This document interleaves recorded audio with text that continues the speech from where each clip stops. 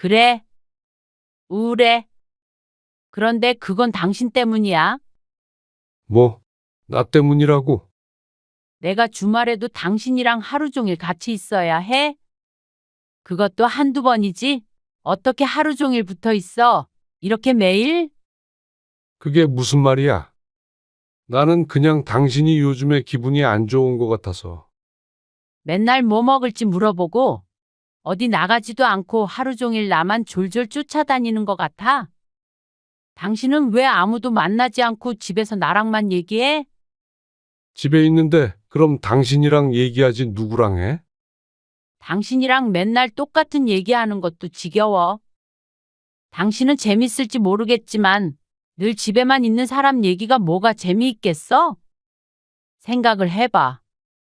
그러니까 내 말은 당신도 당신 생활을 좀 하라는 거지? 집에서 책 읽는 게 좋아서 있는 건데. 달리 무슨 생활을 하라는 거야? 그러니까 뭘 하든 나가서 좀 하라고. 그렇게 할 일이 없으면 차라리 전에 한다던 사업인지 뭔지를 하던가 해. 집에서 하루 종일 빈둥거리면서 사람 괴롭히지 말고 같은 공간에 있는 것도 숨 막히니까. 오늘 이야기 속 주인공은 63세 현호중 씨입니다. 그리고 그녀의 아내에 관한 이야기이죠. 20대 때부터 직장에 다니기 시작해 30년 넘게 일만 했습니다.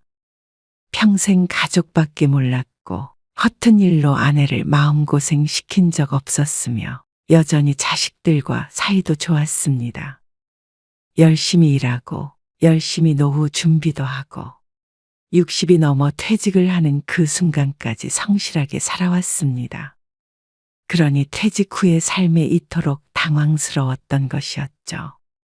은퇴를 하면 아내와 함께 나들이도 가고 가끔은 자식들과 만나며 그렇게 평화로운 노년을 보낼 줄 알았습니다.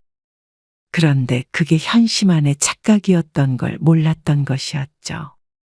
일을 안 하니 집에만 있는 현 씨를 아내는 못 견뎌 했습니다. 집에서 아무것도 하지 않는 모습이 꼴보기 싫다고 했죠. 현 씨는 여태 살아온 인생에 대한 회의감이 들었습니다. 이런 취급을 받으려고 평생 가족을 위해 살았는가 싶었습니다. 돈만 버느라 제대로 된 취미도 없이 그렇게 지냈는데 이제 늙고 돈도 벌어오지 않으니 취미도 하나 없느냐며 한심해했습니다. 이대로 이렇게 지내는 게 맞나 싶었습니다. 아니, 이렇게는 못 살 것 같았습니다. 현 씨는 자식이 둘이 있었습니다. 그리고 아내는 결혼 직후 일을 그만두고 연년생을 낳아 육아와 집안일에 전념했습니다. 그래서 현 씨는 아내에게 늘 고마웠습니다. 모난 데 없이 자식들 잘 키웠고 모든 면에서 부족함이 없었다고 생각했습니다.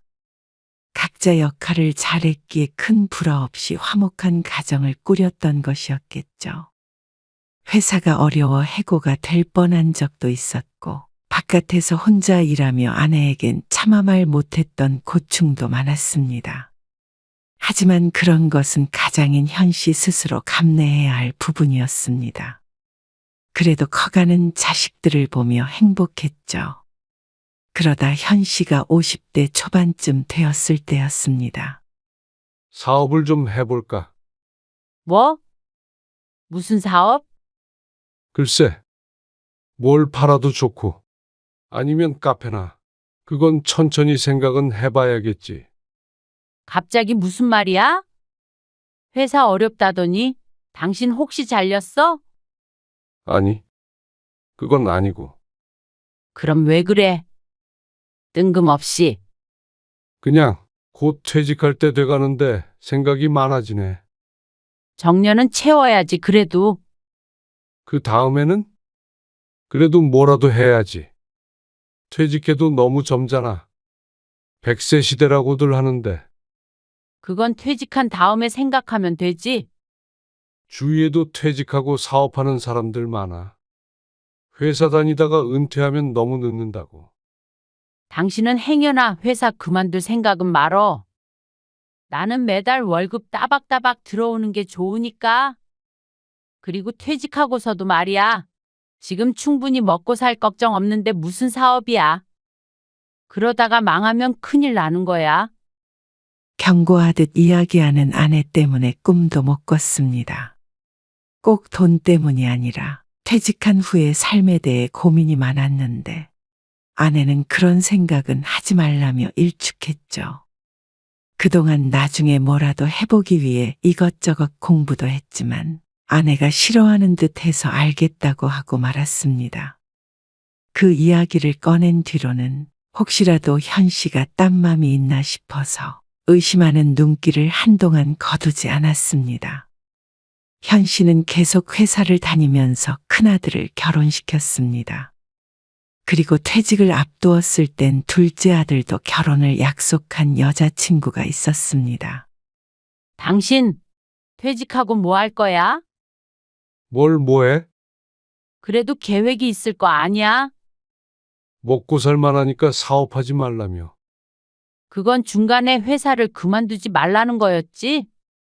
글쎄, 뭘 할 생각은 없는데. 그럼 그냥 집에서 놀 거야? 나도 취미 생활도 좀 하고 그렇게 쉬어보려고 하는데. 그래? 이전에 아내가 했던 말처럼 부동산도 있고 노후는 대비가 되어 있었습니다. 10년만 더 젊었어도 뭐라도 해볼 생각을 했겠는데 혹시나 가진 것을 잃을까 무서워 무언가 벌릴 생각은 들지 않았습니다. 있는 거 잘 지켜서 나중에 자식에게 손 안 벌리고 사는 것이 현 씨의 목표였습니다. 그리고 아내와 함께 시간도 보내며 그저렇게 살고 싶었습니다. 그리고 현 씨는 얼마 전에 퇴직을 했습니다. 왜 그렇게 안절부절해? 집에만 있으니까 이상해서 그래. 정신 사나우니까 좀 앉아 있어. 아니면 산책이라도 좀 다녀오던가? 아니야. 방에서 책 읽을게. 무료한 시간들이었습니다.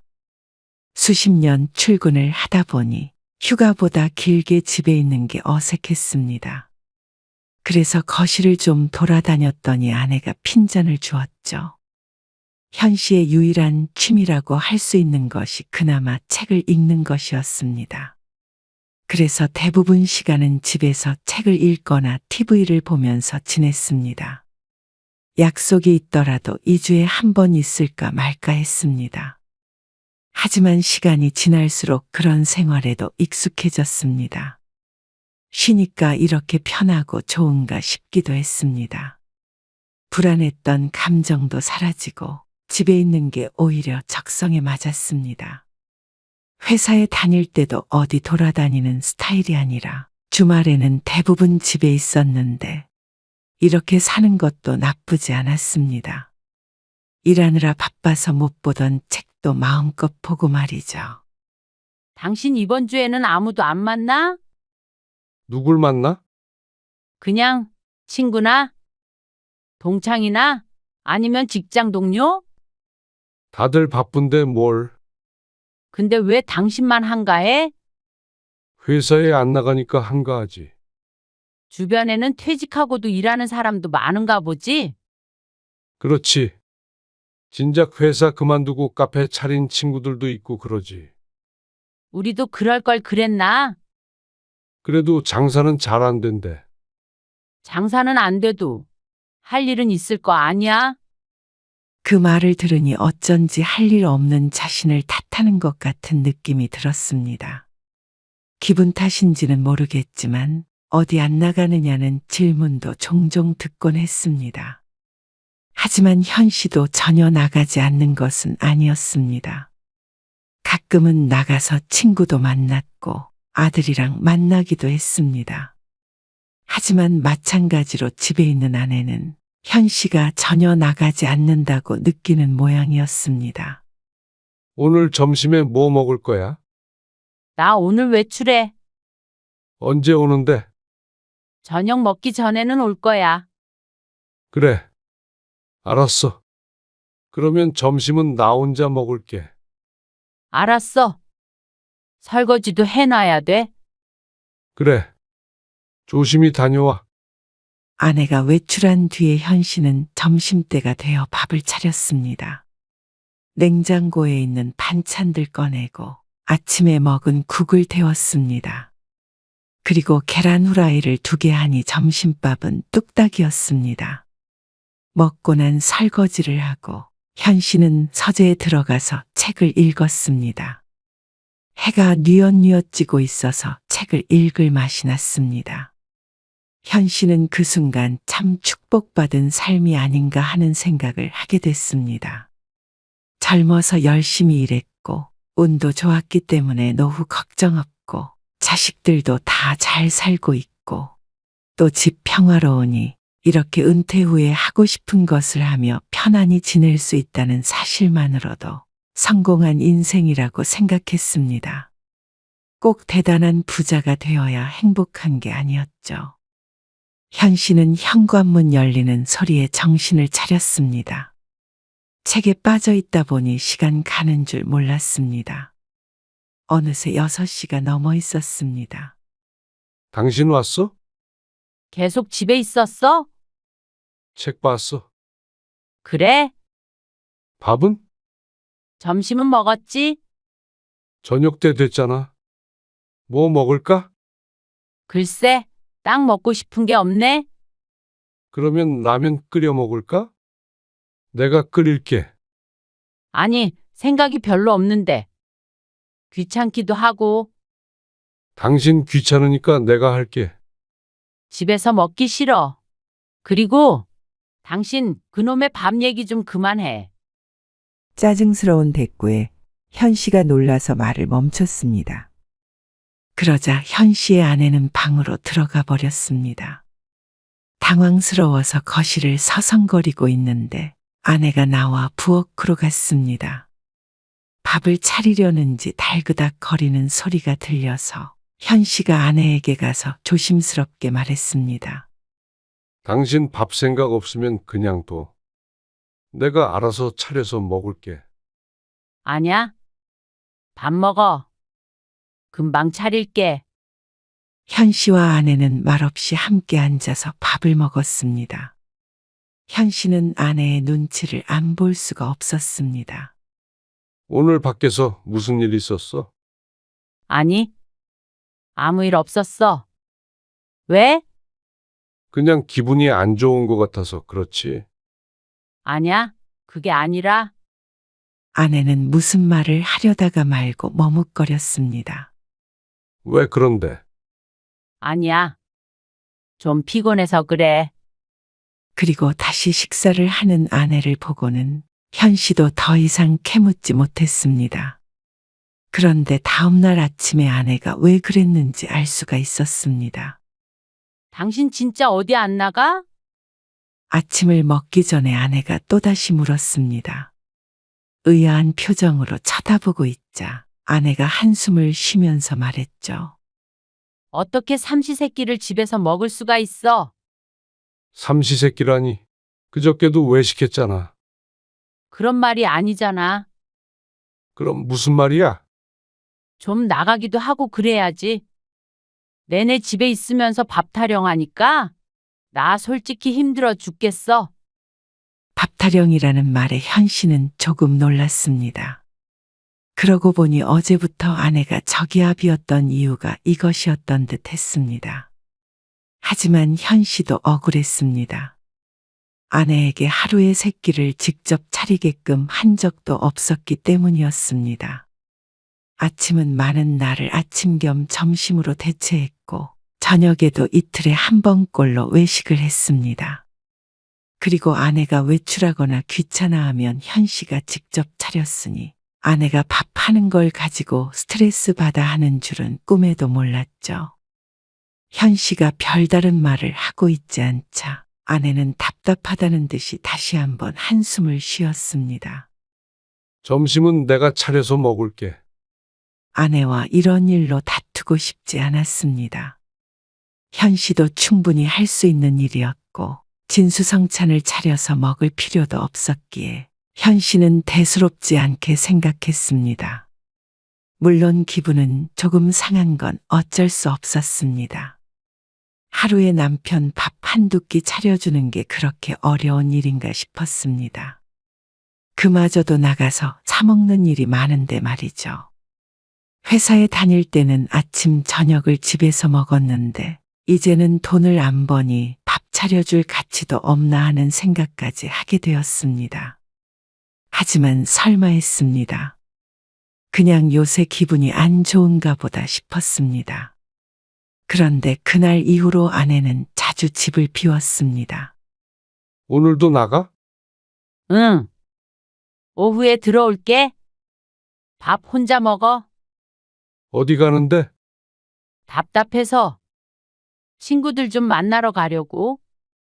그런데 그 답답하다는 말이 조금 마음에 걸렸습니다. 답답해? 그냥 요새 좀 그렇네. 힘없이 대답한 아내가 가방을 들고 나갔습니다. 그리고 저녁 먹을 시간이 되어서야 집으로 돌아왔습니다. 기분 전환 좀 하고 왔어? 좀 나아. 나 점심을 늦게 먹어서 오늘 저녁은 안 먹을게. 혼자 챙겨 먹을 수 있지? 그래. 들어가서 좀 쉬어. 아내가 들어간 방문을 한참 쳐다보았습니다. 우울증 같은 게 온 게 아닌가 싶어서 걱정이 되었습니다. 자꾸만 짜증을 내는 것도 그렇고 답답하다는 말도 종종 하기에 심상치 않은 듯 했습니다. 점점 집에서 말수도 줄어들고 말이죠. 다음 날에도 거실에서 함께 TV를 보다가 갑자기 벌떡 일어나서 외투를 걸치는 아내. 왜? 어디 가게? 마트? 아니, 요 앞에 좀 걷다 올게. 그 말에 또 가슴이 덜컥 내려앉았습니다. 아무래도 갱년기라도 온 것 같았죠. 그러지 말고 같이 가. 현 씨가 아내를 따라서 일어났습니다. 그러자 그 어깨를 잡아누르며 아내가 말했습니다. 아냐, 당신은 여기 있어. 나 혼자 조용히 걷고 싶어서 그래. 그래도 같이 가지. 아냐, 요 앞에 공원에만 잠깐 갔다 올게. 찬바람 좀 쐬고 싶어서 그래. 그래서 현 씨도 어쩔 수 없이 다시 자리에 앉았습니다. 한참 앉아서 생각에 잠겨 있던 현 씨가 휴대폰을 들었습니다. 그리고 작은 아들에게 전화를 걸었죠. 아무래도 미혼인 아들에게 부탁하는 게 나을 것 같았습니다. 주영아, 너 주말에 시간 있냐? 왜요? 무슨 일 있으세요? 바쁘더라도 시간 좀 내줘라. 아무래도 너희 엄마가 요즘 우울한 모양이야. 엄마가요? 정말요? 현 씨의 말에 아들이 놀라서 되물었습니다. 그래. 자꾸 바람 쐬고 싶다고 그러는데 주말에 아예 같이 나들이라도 좀 갔다가 오는 게 어떨까 해서. 아, 저는 괜찮아요. 형한테 제가 연락할까요? 아니야. 너희 형은 혼자도 아닌데 뭘. 혹시나 며느리가 불편할까봐 싶어서 작은 아들에게만 연락했습니다. 아들은 흔쾌히 그러겠다고 했습니다. 그러면 바닷가나 그런 데로 갈까요? 그래. 네 엄마 바다 좋아하잖아. 제가 그럼 좀 알아볼게요. 그래. 부탁 좀 한다. 그리고 저녁에 아내가 돌아왔을 때 눈치를 보다가 슬쩍 물었습니다. 우리 주말에 어디 좀 갈까? 어디? 그냥 뭐 바람도 쐬고 할 겸. 그런데 아들 얘기를 꺼내기도 전에 아내가 골치가 아프다는 듯이 머리를 짚었습니다. 그리고 깊은 숨을 내쉬었습니다. 왜 그래? 우울해서 그래? 현 씨가 걱정하며 묻자 아내가 돌연 현 씨를 탓하며 말했습니다. 그래. 우울해. 그런데 그건 당신 때문이야. 뭐? 내가 주말에도 당신이랑 하루 종일 같이 있어야 해? 느닷없이 공격적으로 말하는 아내에게 당황했습니다. 그것도 한두 번이지. 어떻게 하루 종일 붙어 있어? 이렇게 매일? 그게 무슨 말이야? 나는 그냥 당신이 요즘에 기분이 안 좋은 것 같아서. 맨날 뭐 먹을지 물어보고 어디 나가지도 않고 하루 종일 나만 졸졸 쫓아다니는 것 같아. 당신은 왜 아무도 안 만나고 집에서 나랑만 얘기해? 집에 있는데 그럼 당신이랑 얘기하지 누구랑 해? 당신이랑 맨날 똑같은 얘기하는 것도 지겨워. 당신은 재밌을지 모르겠지만 늘 집에만 있는 사람 얘기가 뭐가 재미있겠어? 생각을 해봐. 현 씨가 말문이 막힌 듯 조용히 있자 아내는 조금 누그러진 투로 말했습니다. 그러니까 내 말은 당신도 당신 생활을 좀 하라는 거지. 집에서 책 읽는 게 좋아서 있는 건데 달리 무슨 생활을 하라는 거야? 아, 뭘 하든 나가서 좀 하라고. 그렇게 할 일이 없으면 차라리 전에 한다던 사업인지 뭔지를 하던가 해. 집에서 하루 종일 빈둥거리면서 사람 괴롭히지 말고. 뭐, 빈둥거려? 현 씨가 충격받은 듯 대꾸하자 아내도 순간 실수를 했다며 미안한 표정을 지었습니다. 하지만 이미 물은 엎질러진 후였습니다. 내 말 오해하지 마. 무슨 말인지 알지? 아내는 그 말을 끝으로 방으로 들어가 버렸습니다. 꼭 같은 공간에 있기 싫은 모양새였습니다. 쾅 닫히는 문을 보니 뭔가 허무한 기분이 들었습니다. 매일 출근해서 이렇게까지 붙어 있을 시간이 거의 없었는데 이제 아내는 현 씨와 있는 시간이 싫은 듯 했습니다. 섭섭한 마음을 억누를 수가 없었습니다. 꼭 다시 출근 좀 해줬으면 하는 눈빛이었습니다. 아내에게 자신의 존재가 무엇인가 싶어서 인생에 대한 회의감마저 들었죠. 결국 아내에게는 아들과 놀러 가기로 했다는 말조차 꺼내지 못했습니다. 그래서 그것도 없던 일이 되어버렸습니다.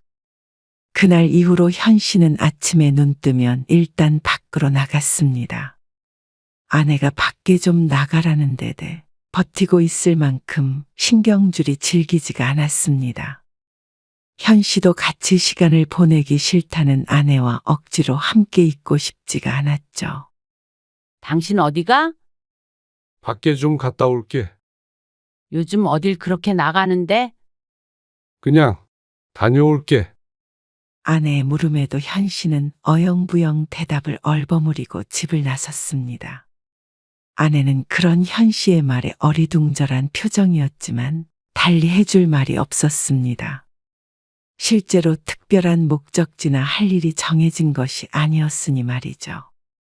현 씨는 집에서 걸어서 20분 거리에 있는 공원으로 향했습니다. 그리고 벤치에 앉아서 가지고 나온 책을 펼쳤죠. 그나마 책 읽는 취미라도 하나가 있었으니 불행 중 다행이었습니다. 2시간쯤 그렇게 한자리에 앉아 있다가 뻐근한 목을 주무르며 고개를 들었습니다. 날씨가 제법 쌀쌀해져서 이렇게 밖에서 책을 보는 것도 오래 하지는 못할 듯 했습니다. 결국 현 씨는 책을 덮고 자리에서 일어났습니다. 그리고 정처 없이 공원을 거닐었습니다. 운동도 할 겸 천천히 걸었는데 그렇다고 무한정 이렇게 걸어 다닐 수는 없는 노릇이었습니다. 그러다가 다시 보이는 벤치에 앉아서 책을 마저 읽다가 휴대폰을 꺼내서 이것저것 보기도 하다가 시계를 확인했더니 생각보다 많은 시간이 지나 있지는 않았습니다. 이러니까 꼭 자신이 집에는 잘렸다는 사실을 비밀로 하고 출근한 척 공원에 서성거리는 사람 같았습니다. 내가 뭐 하고 있냐? 벌써 열흘째 이렇게 나오고 있었는데 정말로 뭐 하고 있는지 몰랐습니다. 이렇게 혼자서 시간을 보내다 보니 많은 생각을 하게 됐습니다. 내가 뭘 위해서 일만 하면서 살았나 싶었습니다. 특별히 자주 만나는 친구도 없었고 취미 생활을 할 시간도 없이 회사만 다니며 살았습니다. 그러니 갑자기 주어진 시간에 집에 있는 것 말고는 달리 할 것이 없었죠. 그런데 반면 아내는 현 씨가 매일 나가니 더 좋은 것 같았습니다. 한참 서성이다가 오후 5시쯤 들어가니까 아내가 밝은 목소리로 물었습니다. 잘 다녀왔어? 밥은 뭐 먹고 싶어? 참 오랜만에 들어보는 질문인 것 같았습니다. 밖으로 나가니 다시 남편 대접을 해주는 거인가 싶었습니다. 하지만 아내가 아니라 이제는 현 씨가 우울증이 걸릴 것만 같았습니다. 별로 생각이 없네. 왜? 점심 뭐 먹었는데? 떠올려 보았지만 분식집에서 라면 하나를 먹은 기억밖에 없었습니다. 그런데 아내와 마주보고 밥을 먹는 게 내키지 않았습니다. 그리고 밥 타령 좀 그만하라는 사람한테 뭐가 먹고 싶다고 말하는 것도 싫었고 말이죠. 현 씨는 점점 말수가 줄었습니다. 머릿속이 어수선하고 마음이 괴로우니 아내와 대화하는 것조차 힘들었습니다. 무엇보다 혼자 나가서 있는 시간이 길다 보니 그건 그거대로 익숙해졌습니다. 그런데 이제는 그것조차 아내의 마음에 안 든 모양이었습니다. 당신, 나한테 시위해? 무슨 말이야? 당신이 집에 있지 말라고 해서 나가잖아. 이것 봐. 시위하고 있네? 당신은 왜 내 마음을 이해를 못 해줘? 아내의 말에 기가 막혀 쳐다보자 오히려 자신이 더 억울하다는 듯이 따졌습니다. 당신이 회사 나갔을 시간에 늘 나 혼자 집에 있었는데 갑자기 당신이랑 하루 종일 있는다고 생각해봐. 불편한 건 당연한 거 아니야? 한 공간에 있으면 얼마나 숨 막힌데? 뭐? 숨 막혀? 그래서 밥도 해주기 싫어진 거야? 그게 아니라 내가 뭐 삼시세끼를 차려달라고 해? 밥만 얻어먹는 식충이야?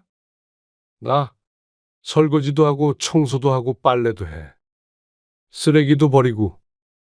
그런데도 밥 해주는 게 그렇게 짜증나는 일이야? 나가서 먹고 싶다고 하면 당신 먹고 싶은 거 먹으러 가고 그러잖아. 당신은 내가 집에서 혼자 밥 차려 먹는 것도 꼴 보기 싫은 거지. 무슨 말을 그렇게 해? 나도 내 공간이 필요해서 그런 거잖아. 집은 내 공간이기도 해. 근데 당신이 싫다고 해서 내가 나가잖아. 아니 됐다. 한 공간에 있는 게 숨 막히다는 사람한테 내가 무슨 말을 해. 현 씨도 이래도 싫다 저래도 싫다 하는 아내와 더 이상 신랑이 하기도 싫었습니다. 아내에게만 맞추는데도 따진다면 현 씨도 더 이상 할 말이 없었습니다. 그날 이후로 현 씨와 아내는 냉전이었습니다. 나누는 대화는 거의 없었고 밥도 전부 따로 먹었습니다.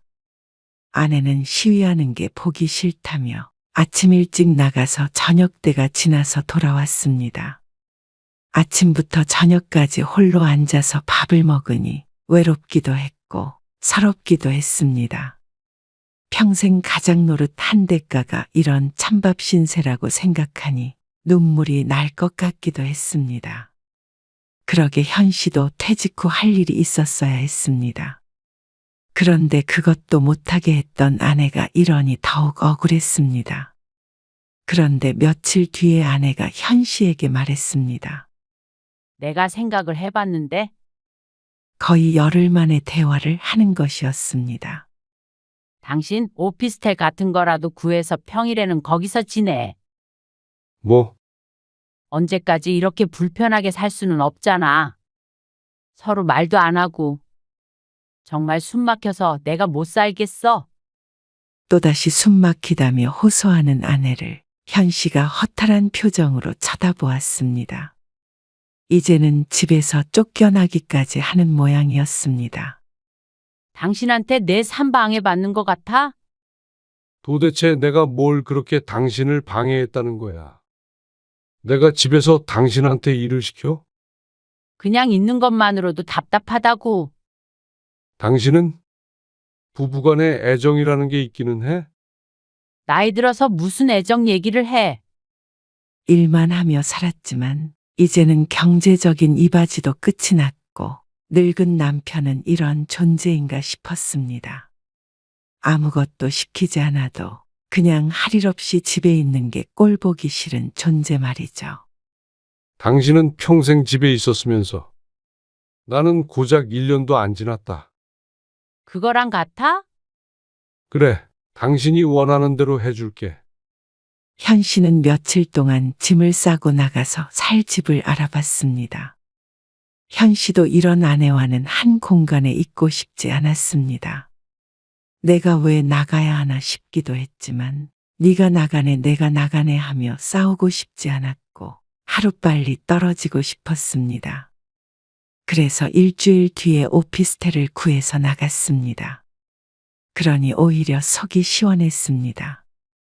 현 씨도 현 씨만의 공간이 생기니 누구 눈치 보지 않고 마음껏 집에 있을 수 있었습니다. 이제는 공원을 전전하지 않아도 된다는 생각에 어쩌면 더 나은 상황인 것 같기도 했죠. 하지만 처음 반년 정도는 가끔씩 가슴이 텅 빈 듯한 느낌도 받았고 우울한 게 이런 거구나 하는 생각도 했습니다. 그래도 현 씨는 혼자 지내며 여러 취미를 가지기 위해 노력했습니다. 창업을 한 친구들과 만나서 조언도 듣고 등산도 다니기 시작했죠. 그리고 1년 뒤에 현 씨는 카페를 차렸습니다. 큰 규모는 아니라서 돈벌이가 되지는 않지만 그래도 용돈벌이 정도는 되었고 나이 들어도 무언가 할 수 있다는 사실이 좋았습니다. 다시 일을 시작하자 삶의 활력도 생겼죠. 그리고 혼자 사는 생활에도 익숙해졌습니다. 그러자 아내가 말했습니다. 카페도 하고 있으니까 이제 집에 와서 지내. 이제는 집에만 있지 않으니 들어와서 살라는 말이었습니다. 하지만 현 씨는 콧방귀를 뀌었습니다. 그런 취급을 당하고도 들어가서 다정하게 지내는 게 되질 않았습니다. 아내는 그게 되는지 몰라도 말이죠. 나는 지금 생활이 편해. 당신도 혼자 있는 게 좋다며. 그래도 이만하면 된 것 같아? 아니야. 난 계속 여기서 지낼게. 명절에 갈게. 그때 봐. 여보, 현 씨는 아내의 말을 듣지 않고 끊었습니다. 이제 와서 왜 들어와서 살라는 건지 몰랐습니다. 이제는 밥 차려주는 게 싫지 않은 모양이었죠. 그런데 어느 날 아들에게서 전화가 왔습니다. 아버지, 요즘 엄마가 좀 우울하신가 봐요. 그러면서 자꾸 며느리에게도 전화를 해서 하소연을 한다고 했습니다. 현재 심정이 어떤지 얼마나 외로운지 그런 말들을 말이죠. 아들의 말을 들으니 어쩐지 갱년기가 지금 온 듯 했습니다. 아내는 현 씨에게도 가끔 전화해서 울기도 했습니다. 왜 우리 가족들은 나한테 신경을 안 쓰는 거야? 왜 그러는데? 아무도 전화도 자주 안 하고 말이야. 이제 혼자서 밥 먹는 것도 싫어. 와서 밥 한 끼 먹으라고 해도 애들이 바쁘다 그러고. 내가 간다고 그래도 싫어하는 것 같단 말이야. 애들도 애들 삶이 있잖아. 그러는 당신은 왜 안 들어오는데? 그렇게 나가 사는 것도 다 낭비잖아. 당신 숨 쉬고 살라고 안 가지. 그게 무슨 말이야? 당신이 나랑 있으면 숨 막힌다며. 그래서 숨 쉬고 살라고 그러는 거지. 그 이야기가 지금 왜 나와? 그러니까 이제 괜찮다잖아. 나는 안 괜찮아. 혼자 있는 게 익숙해서. 이제는 내가 당신이랑 한 공간에 오래 못 있을 것 같아. 뭐? 어떻게 그런 말을 할 수가 있어? 당신이 나한테? 그 말을 그대로 자신에게 했던 사실을 잊은 듯 했습니다. 나도 나만의 공간이 필요해. 모든 걸 다 함께 할 수는 없는 거라고 그랬잖아. 나는 이제 내 인생에 만족하면서 살고 있어. 당신도 내가 방해하지 않을 테니까 당신 인생 살아. 취미를 만들어 보던가 아니면 소일거리라도 하던가. 그러면 극복이 돼. 당신, 나한테 복수라도 하는 거야? 복수라니. 다 당신이 나한테 해줬던 조언이잖아. 그럼 명절에 봐. 그리고 전화를 끊었습니다. 아내가 현 씨의 말에 상처를 받았다면 그건 현 씨가 받았던 상처와 동일하겠죠. 그렇다면 아내도 현 씨를 탓해서는 안 됐습니다. 그리고 무엇보다도 아내에게 했던 말은 거짓이 아니었습니다. 지금 무척 만족스러운 인생을 살고 있었습니다. 진작에 퇴직해서 하고 싶었던 일을 하고 있었고, 이제라도 할 수 있어서 좋았습니다. 시간이 지나자 아내는 울면서 전화를 했습니다. 지난날 그렇게 심한 말을 해서 미안하다고 말이죠. 하지만 현 씨의 대답은 바뀌지 않았습니다. 더 늙어서 서로를 돌봐줘야 할 때가 아니라면 그냥 이렇게 지내고 싶었습니다. 지난날에 느꼈던 박탈감, 허무함 같은 것들을 또 느끼고 살고 싶지 않았습니다. 아내는 뒤늦게 후회한다고 했지만 결국 현 씨를 설득하진 못했죠.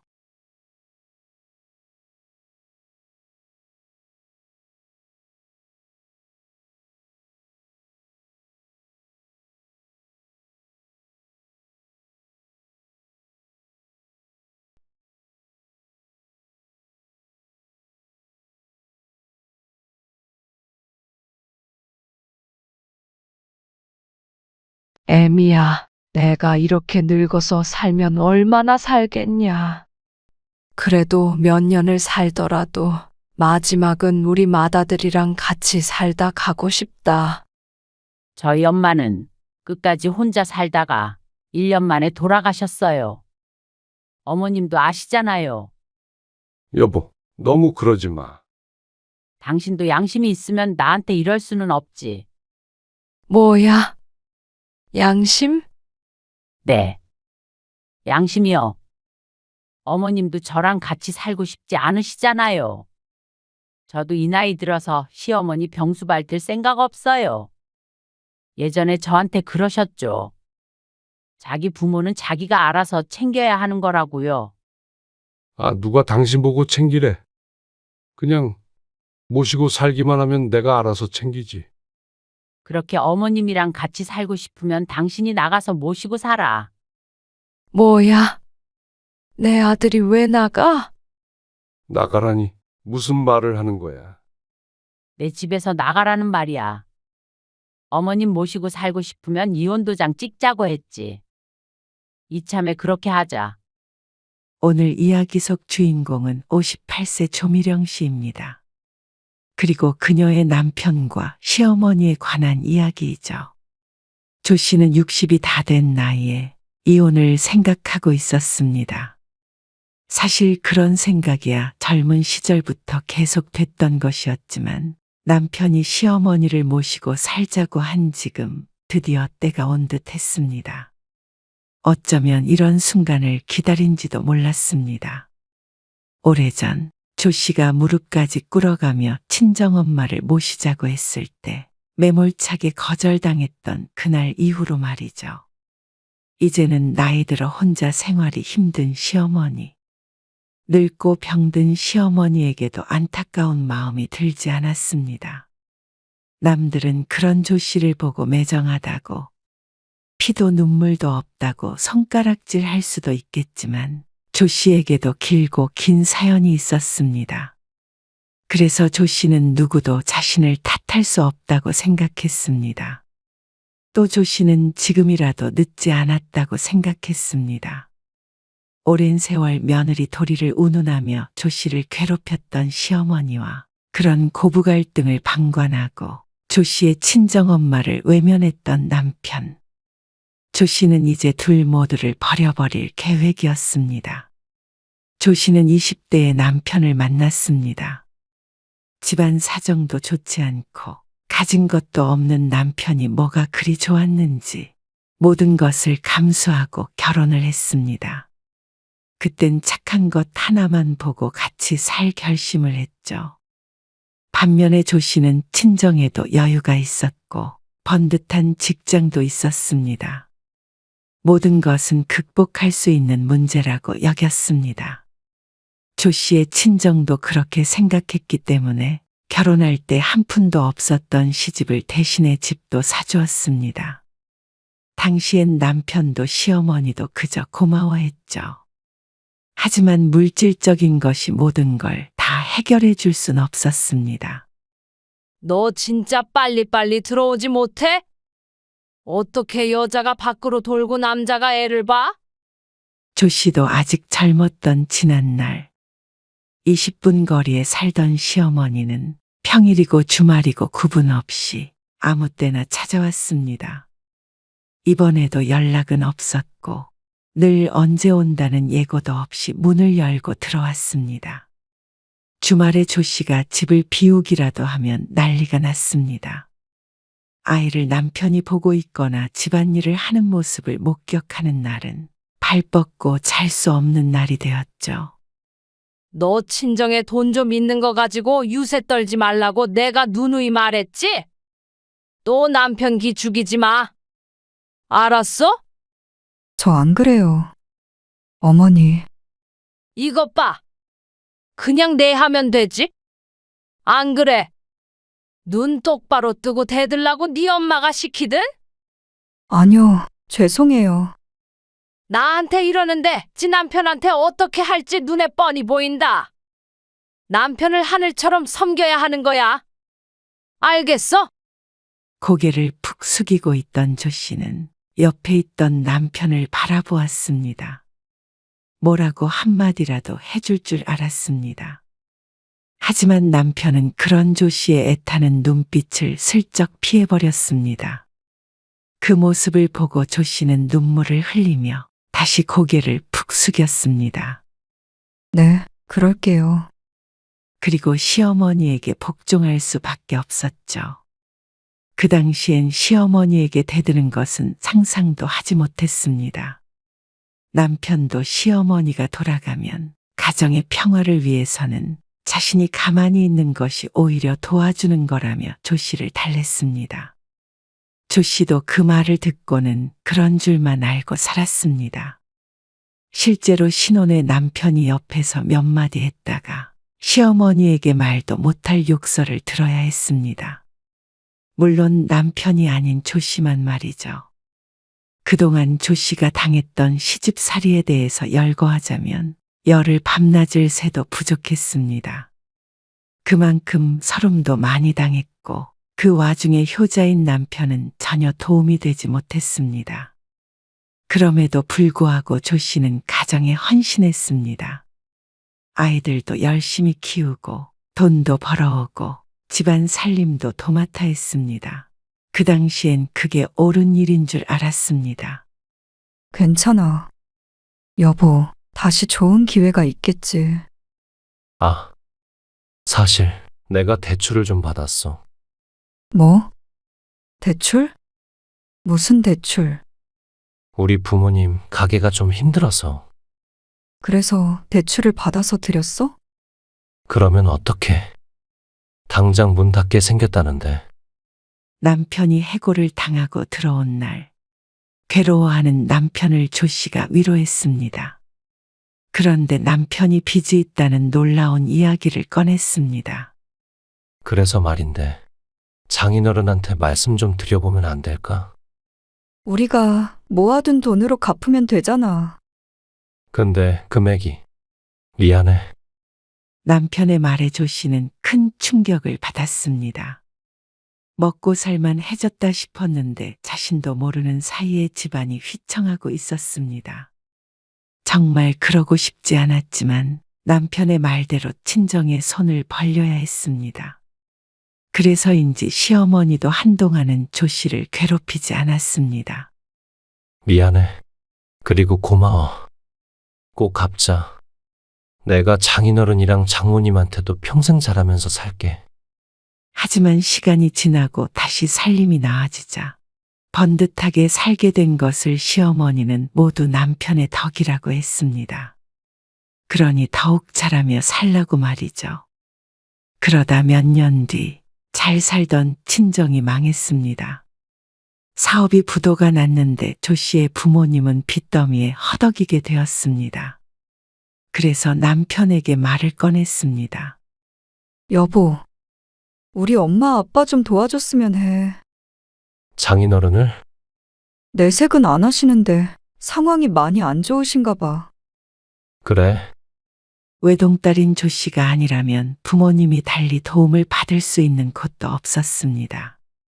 그리고 결혼할 당시에 많은 걸 받았기 때문에 당연히 부모님이 힘들 땐 도와주어야 한다고 생각했습니다. 시집이 힘들 때도 빚까지 내가면서 도와줬던 남편이었기 때문에 충분히 자신의 입장을 이해해 줄 것이라고 여겼죠. 생각 좀 해보자. 하지만 그 생각이 끝나기도 전에 시어머니가 다음날 들이닥쳤습니다. 너 시집을 왔으면 끝이지 어딜 친정 타령을 그렇게 해? 네? 어머님 무슨 말씀이세요? 한 푼이라도 너네 집으로 흘러 들어가게 했다간 봐라. 아주 머리끄댕이를 다 뜯어놓을 테니까. 삿대질을 하며 소리치는 시어머니를 보며 조 씨의 얼굴이 하얗게 질렸습니다. 남편은 생각해 보겠다고 하더니 생각을 시어머니와 함께 한 모양이었습니다. 너희 집에서 돈 받아오라고 시키든 그 말에 조 씨도 숙였던 고개를 번쩍 들었습니다. 그런 거 아니에요. 이것 봐라. 이게 시애미한테 또 대드네. 아, 엄마. 진정하세요. 일렁이는 조 씨의 눈빛을 보더니 심상치 않다고 느낀 남편이 얼른 끼어들어 말렸습니다. 이렇게 충분히 말릴 수 있는 사람이 왜 여태 가만히 있었나 싶었습니다. 엄마, 이따 저랑 얘기해요. 남편은 시어머니를 달래서 집으로 돌려보냈습니다. 하지만 조 씨의 눈에선 눈물이 떨어졌습니다. 도와주기 싫다고 하면 이 집 팔 거야. 뭐? 집을 판다고? 결혼할 당시 조 씨의 아버지가 조 씨의 명의로 사주었던 집이었습니다. 남편이 끝까지 싫다고 하면 집을 팔아서 다시 부모님께 돌려줄 용의도 있었습니다. 어차피 아빠 재산이었어. 그건 안 되지. 도와드리려고 했어, 당연히. 어머님이 이번 일 가지고 또 다른 말씀하시면 그런 일 없어. 내가 잘 말씀드릴게. 남편은 급히 말을 바꾸었지만 아무래도 처음부터 도와줄 생각이 있었는지는 의문이었습니다. 생각해 보겠다고 하더니 시어머니가 집에 오게끔 한 것부터가 이상했습니다. 이때부터 조 씨는 참는다고 능사가 아니라고 생각했습니다. 이번에도 조 씨가 한마디 대꾸도 못하고 있었다면 남편이 처가를 도와야겠다는 생각을 할 리가 없었을 것이었습니다. 그 뒤로도 몇 번의 이혼 위기가 있었습니다. 시어머니가 찾아와 패악을 부리면 조 씨도 부당하다고 이야기했고, 그러면 시어머니는 돌아가서 머리를 싸매고 드러누웠습니다. 그러면 또 남편은 조 씨에게 시어머니 집에 찾아가 사죄를 하자고 설득했죠. 조 씨는 지쳐갔습니다. 그리고 그러던 와중에 친정에도 큰일이 생겼죠. 사업이 망하고 몇 년 있지 않아서 조 씨의 친정아버지가 돌아가셨습니다. 마음고생이 심했는지 시름시름 앓다가 결국엔 세상을 떠났고, 또 얼마 뒤엔 곁을 지키던 친정 어머니마저 건강이 악화가 되었습니다. 큰 수술을 한 뒤에는 걷는 것이 불편해져서 늘 절뚝거리는 걸음으로 다녀야 했고, 당뇨까지 있어서 병원에 정기적으로 왔다 갔다 해야 했습니다. 자식이라고는 조 씨 하나뿐이라 걱정이 이만저만이 아니었습니다. 악재가 겹쳐 심적으로도 무척 힘든 나날을 보냈는데 어머니가 아버지처럼 금방 돌아가실까봐 무서웠습니다. 여보, 나 오늘 도저히 시간을 못 빼서 그런데 당신이 엄마 모시고 병원에 좀 다녀올 수 있을까? 아, 장모님? 택시 타고는 못 가시나? 당신 바빠? 그건 아닌데, 알겠어. 내가 모셔다 드릴게. 고마워. 갑작스레 일이 생겨 어머니를 남편에게 부탁하고 회사에 있었던 조 씨는 집으로 돌아오자마자 날아오는 리모컨에 깜짝 놀랐습니다. 다행히 빗나가서 현관문에 맞았지만 목표했던 것이 조 씨였던 것임에는 틀림없었습니다. 너 미쳤어? 어딜 내 아들한테 창모 병수발을 들게 해? 아, 그게 아니고. 그게 아니긴 뭐가 아니야? 네 부모는 네가 챙겨야지. 왜 애먼 내 아들한테 시키느냔 말이야. 하루에도 몇 번씩 롤러코스터를 탄 것처럼 마음이 오락가락 술렁거리는데 시어머니는 그 와중에 조 씨의 가슴에 불을 질렀습니다. 제발 그만 좀 하세요. 뭐야? 여태 제가 모시고 다니다가 딱 한 번 부탁한 거예요. 그래요, 엄마. 오늘 애엄마가 바빠서 그랬어요. 너는 안 바빠? 그게 아니고. 이 여우 같은 게 내 아들을 어떻게 구워 삶은 거야? 대꾸하는 것도 지쳐서 터덜터덜 안방으로 들어가 버리고 문을 닫자 거실에서는 난리가 났습니다. 하지만 대거리를 하고 있을 힘이 없었죠. 그리고 한두 시간쯤 지나자 거실이 잠잠해졌습니다. 조 씨는 남편이 들어오든 말든 누워서 쳐다보지 않았습니다. 그러니 남편이 조 씨의 뒤통수에다 대고 사과를 했죠. 하지만 남편도 똑같이 미웠습니다. 여보, 옆에서 우물쭈물 대고 있는 남편을 조 씨가 조용히 불렀습니다. 오늘 우리 엄마 봤지? 봤지? 많이 늙으셨어. 옆에서 부축해야 할 정도로 걸음도 안 좋으시던데. 그래서 말인데, 우리가 엄마 좀 모시고 살면 안 될까? 조 씨는 눈물을 흘리며 남편에게 물었습니다. 장모님을 모시고. 아빠도 없이 엄마 혼자 저렇게 지내는 거 너무 가슴 아파. 그렇긴 하지만 그게 쉬울까? 쉽지 않겠지, 당연히. 근데 이렇게 부탁할게. 아, 남편은 선뜻 대답하지 못하고 망설였습니다. 내가 정말 부탁할게. 내가 다른 형제가 있으면 이런 부탁 안 해. 근데 우리 엄마는 나밖에 없잖아. 우리 엄마가 당신 얼마나 많이 챙겼어. 맨날 김서방. 아버님 때문에 빚졌을 때도 우리 엄마가 얼른 도와주라고 그랬어. 기억나지? 조 씨가 눈물을 뚝뚝 흘리며 말했습니다. 기억하지. 근데 그러니까 모시고 살면 안 될까? 나중엔 거의 비는 것과도 같은 모양새였습니다. 하지만 남편은 또다시 생각 좀 해보자며 어물쩍 넘어가려고 했습니다. 또 생각한다고 하고 어머님 부르려고? 그게 아니라, 아무리 생각해봐도 좀 힘들 것 같아. 내 입장에서 너무 힘들지 않겠어? 그리고 우리는 애들도 있고, 어떻게 이 상황에 부모님을 모시고 살아? 애들이랑 무슨 상관이야. 당신한테 병수발 들라고 안 할게. 엄마가 거동을 못하는 것도 아니고 치매에 걸린 것도 아니고. 그리고 장모님 모시고 산다고 했다가는 우리 엄마만이 아니라 아빠도 쫓아온다. 그게 무슨 상관이야? 어머님, 아버님 무서워서 우리 엄마는 저대로 그냥 두자는 거야? 아니, 상황은 알겠지만 차라리 근처에다가 방 하나 얻어드리고 우리가 자주 찾아뵙자. 남편의 말에 조 씨는 대답하지 않았습니다. 여보, 미안해.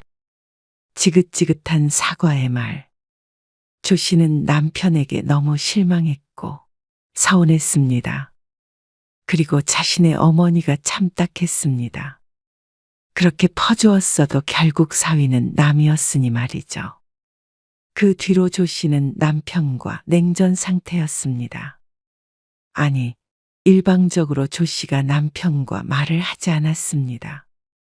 하지만 몇 주 뒤 친정엄마의 건강이 악화되자 남편의 말처럼이라도 해야겠다는 생각을 했습니다. 그래서 집 근처로 모시고 와서 조 씨가 자주 왔다 갔다 했죠. 함께 자주 찾아뵙자던 남편은 그 말을 잘 지키지 못했습니다. 기대도 하지 않았습니다. 결국은 남편도 자신의 부모밖에는 몰랐습니다. 그리고 집 근처로 모시고 온 지 1년 뒤에 조 씨의 어머니는 돌아가셨습니다. 조 씨가 장례식에서 얼마나 통곡을 했는지 몰랐습니다. 장례 내내 몸에 있는 모든 수분이 빠져나올 듯 울고 또 울었습니다. 엄마, 미안해. 내가 그때 엄마를 데리고 왔어야 하는 건데. 진짜 너무 미안해, 엄마. 엎드려 우는 조 씨를 보며 남편은 아무 말도 하지 못했습니다. 죄책감을 느꼈는지 말을 아꼈고 한동안은 곁에서 조 씨를 돌봐주려고 노력했습니다. 조 씨가 어느 정도 정신을 차리자 남편이 조 씨에게 말했습니다. 이렇게 빨리 돌아가실 줄 알았다면 나도 그때 모시고 왔을 거야. 남편은 나름대로 미안해서 한 말일지는 몰라도 조 씨는 그 말에 정이 떨어지는 기분이 들었습니다. 어쩐지 남편과 시집 식구들 때문에 자신이 부모를 모두 잃은 것 같은 기분이었습니다. 생각해보면 아버지가 편찮으셨던 것도 다 남편 탓인 것만 같았습니다. 마음 같아서는 당장이라도 갈라서고 싶었습니다. 하지만 아직 어린 자식들을 생각해서 참고 또 참았습니다. 또다시 시어머니가 찾아와서 들볶고 괴롭혀도 그저 한 귀로 듣고 한 귀로 흘렸습니다. 자식들만 보고 살자 생각했습니다. 하지만 때로는 혼자서 아무도 모르게 눈물을 흘리던 나날들도 있었죠. 지금 생각해보면 참 미련했습니다. 시간을 되돌릴 수 있다면 그렇게 살지는 않았을 것 같았습니다. 최소한 자식들이 성인이 되자마자 이혼을 했었어야 했습니다. 가정을 지키고자 했던 마음이 다 부질없는 것이었다는 걸 너무 늦게 깨달아 버렸습니다. 그렇게 세월은 속절없이 흘렀습니다. 조 씨는 곧 환갑을 바라보고 있었습니다. 시어머니도 80세가 넘었고 시아버지는 병환으로 누워있다가 얼마 전에 돌아가셨죠. 그렇게 혼자 남게 된 시어머니. 시아버지가 입원해 있을 때도 그랬지만 시어머니도 건강이 썩 좋지는 않았습니다. 남편이 사남매인지라 형제들끼리 돌아가며 시부모님을 돌봤죠. 이제 시아버지가 돌아가셨으니 시어머니의 거취가 남매 사이의 화두로 떠올랐습니다. 하지만 가장 막중한 책임이 있는 것이 조 씨의 남편이었습니다. 장남이었죠. 다들 난리야. 왜? 엄마 모시고 살면 이혼 도장 찍자고 그런대잖아. 누가? 누구긴 누구야. 다 그러지. 그래, 그럴 수 있지. 그래서 걱정이다. 걱정이야. 나 이따가 외출해. 저녁은 알아서 챙겨 먹어. 알겠어. 그리고 엄마 문제는 그건 나 말고 형제들끼리 알아서 의논해. 그래, 알았어. 분위기가 어떻게 흘러가고 있는지 조 씨도 모를 리 없었습니다. 아마 다들 장남이 알아서 해라 하는 식이겠죠. 하지만 그건 조 씨와는 상관이 없었습니다. 남편도 무슨 말을 하고 싶은지 모르겠지만 알고 싶지도 않았습니다. 그리고 설마 하는 마음도 있었죠. 그 뒤로 남편은 종종 밥을 먹다가도 한숨을 쉬었습니다. TV를 보다가도 한숨을 쉬고는 전원을 끄고 방으로 들어가 버리기도 했죠. 하지만 역시나 조 씨는 그 일에 대해 한마디도 하지 않았습니다. 그러던 어느 날 시어머니가 집으로 찾아왔습니다. 남편이 모시고 왔죠. 애미야, 나 왔다.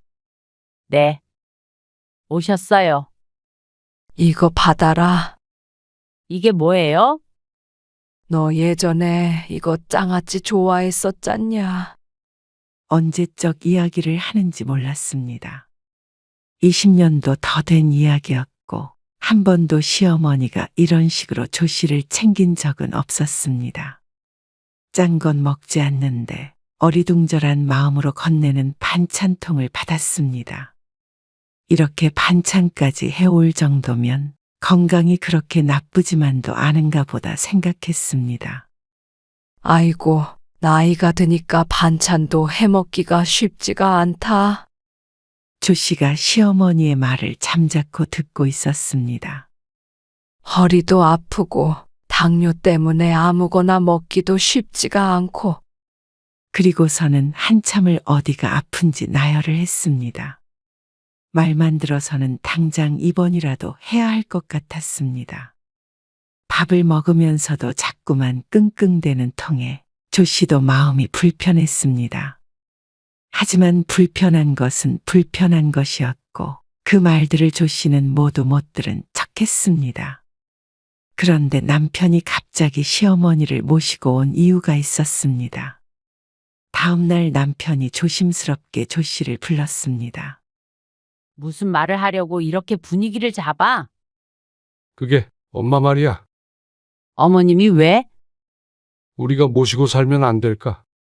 조 씨는 잘못 들은 것 같아서 남편을 다시 한번 쳐다보았습니다.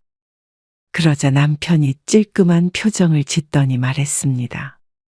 장모님 생각하면 염치 없는 부탁인 거 알지만 그렇다고 80 넘은 엄마를 저렇게 혼자 둘 수는 없잖아. 그러다가 무슨 일이 있을 줄 알고. 그나마 자식들에게 잘하고 딴짓하지 않고 가정적인 남편이라 이날 이때까지 참고 살아왔습니다. 그렇지만 그 긴 세월 동안 조 씨의 친정엄마에 대한 이야기는 금기어나 마찬가지였습니다. 가슴에 사무쳐 지금도 종종 눈물이 핑 돌 때가 있었습니다. 가끔씩 자다가도 벌떡 일어날 때가 있었습니다. 애써 묻어두고 살아왔던 일을 이제 와서 끄집어내는 남편의 말 한마디가 마음을 후벼 팠습니다. 어떻게 이런 부탁을 할 수가 있는지 도저히 이해가 가지 않았습니다. 당신 사람 맞아? 아니, 무슨 말을 그렇게 해. 우리 엄마 생각하면 절대 그런 소리 못하지. 그때랑은 상황이 다르잖아. 당시에 장모님은 젊으셨잖아. 자식이라고는 나 하나밖에 없었어. 근데 우리 엄마 아파서 제대로 걷지도 못할 때 당신 죽어도 못 모신다고 했지? 그리고 시어머니는 뭐라고 하셨어? 이혼시키고 자식들 얼굴도 못 보게 만든다고 하셨지. 기억 안 나? 기억하지? 형제가 몇인데 당신이 모셔야 하는 건데. 그렇게 부모 위하는 사람이 왜 그렇게 우리 부모님한테는 매정했어? 지난 일 가지고 왜 그래? 오래된 일이잖아. 나는 바로 어제 일처럼 생생해. 뭐? 시어머니를 모시고 살아? 미친놈이야? 뭐? 미친놈? 말이 너무 심하잖아. 그리고 시어머니가 그동안 나한테 얼마나 모질게 했는지 뻔히 알면서. 참, 내가 미련했다. 당신이 사람이라면 그런 소리 못해. 조 씨의 비난에 남편이 잠시 생각하더니 누그러진 목소리로 말했습니다. 그래, 그런 소리 들어도 내가 할 말 없어. 그런데 곁에서 돌봐줄 사람도 없이 어떻게 저대로 둬? 그렇다고 엄마를 요양원에 들어가게 할 수는 없잖아. 당신 말대로 내가 미친놈 맞아. 나쁜 놈 맞고. 그래도 상황이 그러니까 내가 이렇게 부탁하잖아. 남편이 자식 도리 좀 하게 해주라. 뭐? 자식돌이는 당신만 하고 싶어? 요양원에 모시든 당신이 가서 모시든 난 상관 안 해. 그런데 절대 내 집에 못 들여. 그러면 나랑 갈라서기라도 하잔 말이야. 못할 것도 없지. 어머님 모시고 싶으면 다른 형제들처럼 이혼도장 찍을 준비해. 뭐? 당신까지 왜 이래 정말. 진정하고 차라리 나중에 다시 얘기하자. 남편은 조 씨가 홧김에 한 이야기라고 생각하는 듯했습니다. 하지만 그 말을 하자마자 오히려 조 씨의 정신이 맑아지는 기분이었습니다. 역시나 진작에 갈라섰어야 하는 사이였습니다. 가슴에 불을 안고 살아갈 이유가 없었는데 말이죠.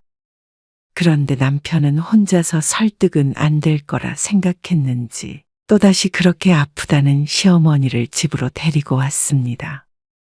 자꾸 말도 없이 이러지 마. 미리 말했으면 당신이 싫다고 했을 거잖아. 싫은 짓을 왜 하냐고. 도대체 내가 오자고 했다.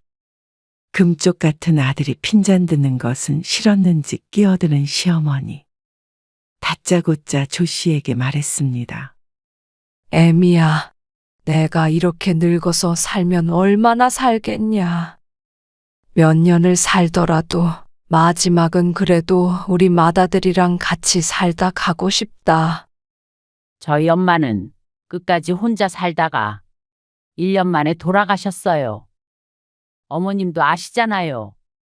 그 말을 하자마자 시어머니의 입이 본드를 붙인 듯 다물어졌습니다.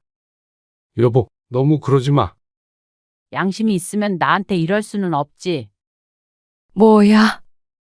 양심? 그러자 그새를 못 참고 시어머니가 본색을 드러냈습니다. 그동안 많이 참았다 싶었습니다. 당장 몇 달 전만 하더라도 호통을 치던 시어머니였는데 말이죠. 네. 양심이요. 어머님도 저랑 같이 살고 싶지 않으시잖아요. 저도 이 나이 들어서 시어머니 병수발 들 생각 없어요. 예전에 저한테 그러셨죠. 자기 부모는 자기가 알아서 챙겨야 하는 거라고요. 아, 누가 당신 보고 챙기래. 그냥 모시고만 살면 내가 알아서 챙기지. 그렇게 어머님이랑 같이 살고 싶으면 당신이 나가서 모시고 살아. 뭐야? 내 아들이 왜 나가? 나가라니. 무슨 말을 하는 거야? 내 집에서 나가라는 말이야? 어머님 모시고 살고 싶으면 이혼 도장 찍자고 했지? 이참에 그렇게 하자. 뭐, 이혼하자고? 이런 못된 것을 봤나? 이렇게 부모를 공경할 줄 모르니 애들이 뭘 보고 배워? 애들 이미 다 키워놨어요. 그러느라고 여태껏 갈라서지 못하고 살았네요. 이게 그래도 말대꾸를 해. 내가 무슨 잘못을 했다고 나가래. 그렇게 엄마 못 모시고 살고 나랑도 이혼하고 싶으면 차라리 재산 분할해. 하? 재산 분할? 그러는 나는 무슨 잘못을 했다고 내 집을 떼줘? 그동안 며느리 노릇, 아내 노릇, 부모 노릇 못한 거 하나 없어. 자식 노릇만 못했지. 이 집 우리 아버지 살아계실 때 사주신 집인 거 잊었어? 내 명이고 이 집에 대해서 당신이 한 푼도 보탠 거 없어. 그러니까 나가. 아, 여보. 어떻게 그래? 당신이 일을 이렇게 만들었으니까 당신이 사람이라면 몸만 나가. 재산 분할 같은 거 꿈도 꾸지 말고. 당신 왜 이렇게 피도 눈물도 없어? 그런 말 당신한테 들을 말은 아닌 것 같아. 그러자 남편도 할 말이 없을 것이었습니다. 남편은 더는 말을 잇지 않았습니다. 무거운 침묵이 흘렀고 그 와중에 씩씩대는 시어머니의 숨소리만 들렸습니다. 그러는 걸 보면 아직 혼자 살만도 한 것 같았죠. 당신도 이렇게만 말하지 말고 조금만 더 생각을 해줘. 긍정적으로. 엄마, 제가 모셔다 드릴게요. 남편도 차마 조 씨와 이혼을 할 수는 없는 모양이었습니다. 당연했습니다. 자기도 다 늙어서 부모 병수발 들며 살 자신이 있을 리가 없었습니다. 키는 조 씨가 쥐고 있었고 남편은 이 집에 엄마를 모시고 와서 며느리 수발받으며 살게끔 만들고 싶은 것 같았습니다. 어림도 없는 일이었습니다. 절대 그럴 일은 없었습니다. 어쩌면 조 씨의 어머니가 돌아가신 순간 이런 날을 기다려왔는지도 몰랐습니다.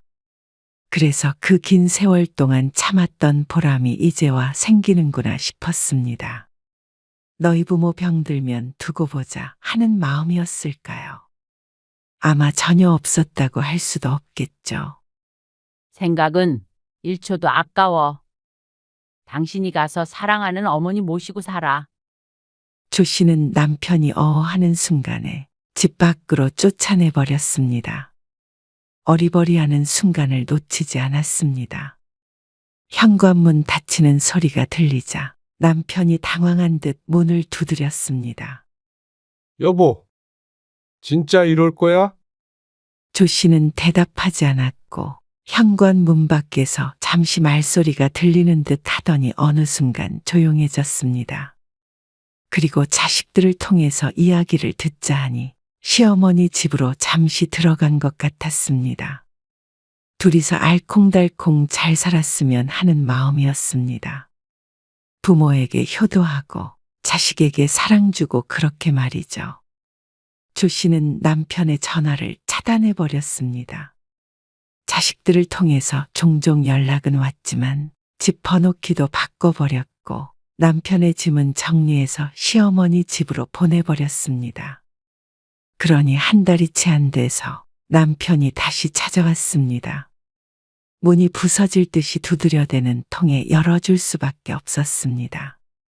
그런데 문이 열리자마자 남편은 무릎을 꿇었습니다. 우영 엄마, 미안해. 내가 잘못했어. 그래봤자 나는 모시고 살 생각 없어. 아니야.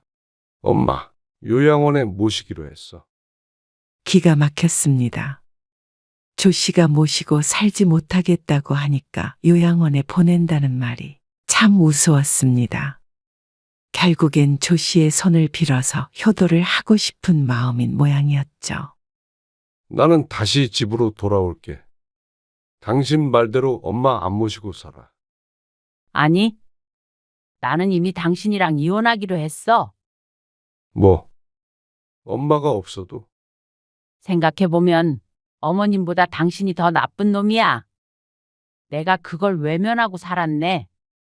자식이 뭔지 어떻게 보면 어머님 마음은 이해가 가. 자식밖에 없던 분이었으니까. 근데 당신은 그러면 안 됐던 거잖아. 나한테 그러면 안 됐어. 미안해. 내가 이렇게 빌게. 우리가 살아온 세월이 있는데 이렇게 이혼을 하자고. 다 늙어서? 나도 어머님만큼만 살면 앞으로 20년은 더 넘게 살겠지. 그러면 앞으로는 당신 없이 사는 게 좋지 않겠어? 이제야 깨달았네. 남편이라는 게 남의 편이라서 남편이라며. 평생 당신은 어머님 편이었잖아. 그럴 리가 없잖아. 그리고 엄마는 요양원에 가신다니까. 그런 결정하기까지 나라고 쉬웠는 줄 알아? 어머님이랑 같이 지내는 동안 고생 많이 했나 보지. 꿀먹은 벙어리가 된 남편을 딱한 표정으로 바라보았습니다. 당신은 그래도 복 받은 줄 알아. 나도 시간을 되돌린다면 당신이랑 갈라서고 우리 엄마 모셨어. 여보, 이만 가고. 법원에서 보자. 조 씨는 다시 한번 남편을 쫓아냈습니다. 이제 와서 남편과 얼굴 마주보며 살고 싶지 않았습니다. 남편도 이미 조 씨의 마음을 되돌릴 수 없다는 걸 느낀 모양이었는지 한참을 앉아 있다가 결국 터덜터덜 돌아갔습니다. 아마 시어머니 집으로 들어간 것 같았지만 그마저도 시어머니가 요양원에 갔다면 남편이 독차지할 수는 없을 것이었습니다. 사남매가 나눠 가져야 하는 재산이니 말이죠. 조 씨는 다음에 남편과 이혼을 했습니다. 그 와중에 시어머니는 뒷목을 잡았다고 한 것 같기도 했습니다. 하지만 더 이상은 이것저것 신경 쓰며 살고 싶지 않았습니다. 남은 인생이나마 속이 후련하게 살고 싶었습니다. 남편이나 시어머니의 얼굴을 볼 때마다 떠오르던 친정엄마의 얼굴을 이제는 잊고 싶었습니다. 이혼을 하고 난 후 그래도 부모님이 남겨준 집은 조 씨의 손에 남았습니다. 그것만으로도 마음의 위안이 어느 정도 되었습니다. 남편은 이혼 후에도 종종 연락을 취해왔지만 조 씨는 자식들에 관한 일이 아니라면 연락하지 않았습니다. 앞으로는 후회 없이 살고 싶었습니다.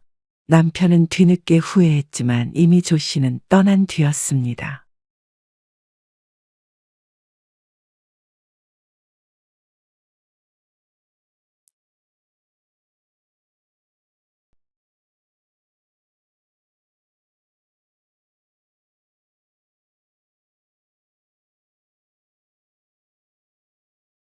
우리가 2천 보탤 테니까 애들 집 사줍시다. 네? 아무리 그래도 남의 집 귀한 딸을 며느리로 들였으면 집 한 칸은 마련해 줘야 하는 거 아닙니까? 지금 무슨 말씀이신지. 아무리 세상이 바뀌었어도 그러는 거 아닙니다.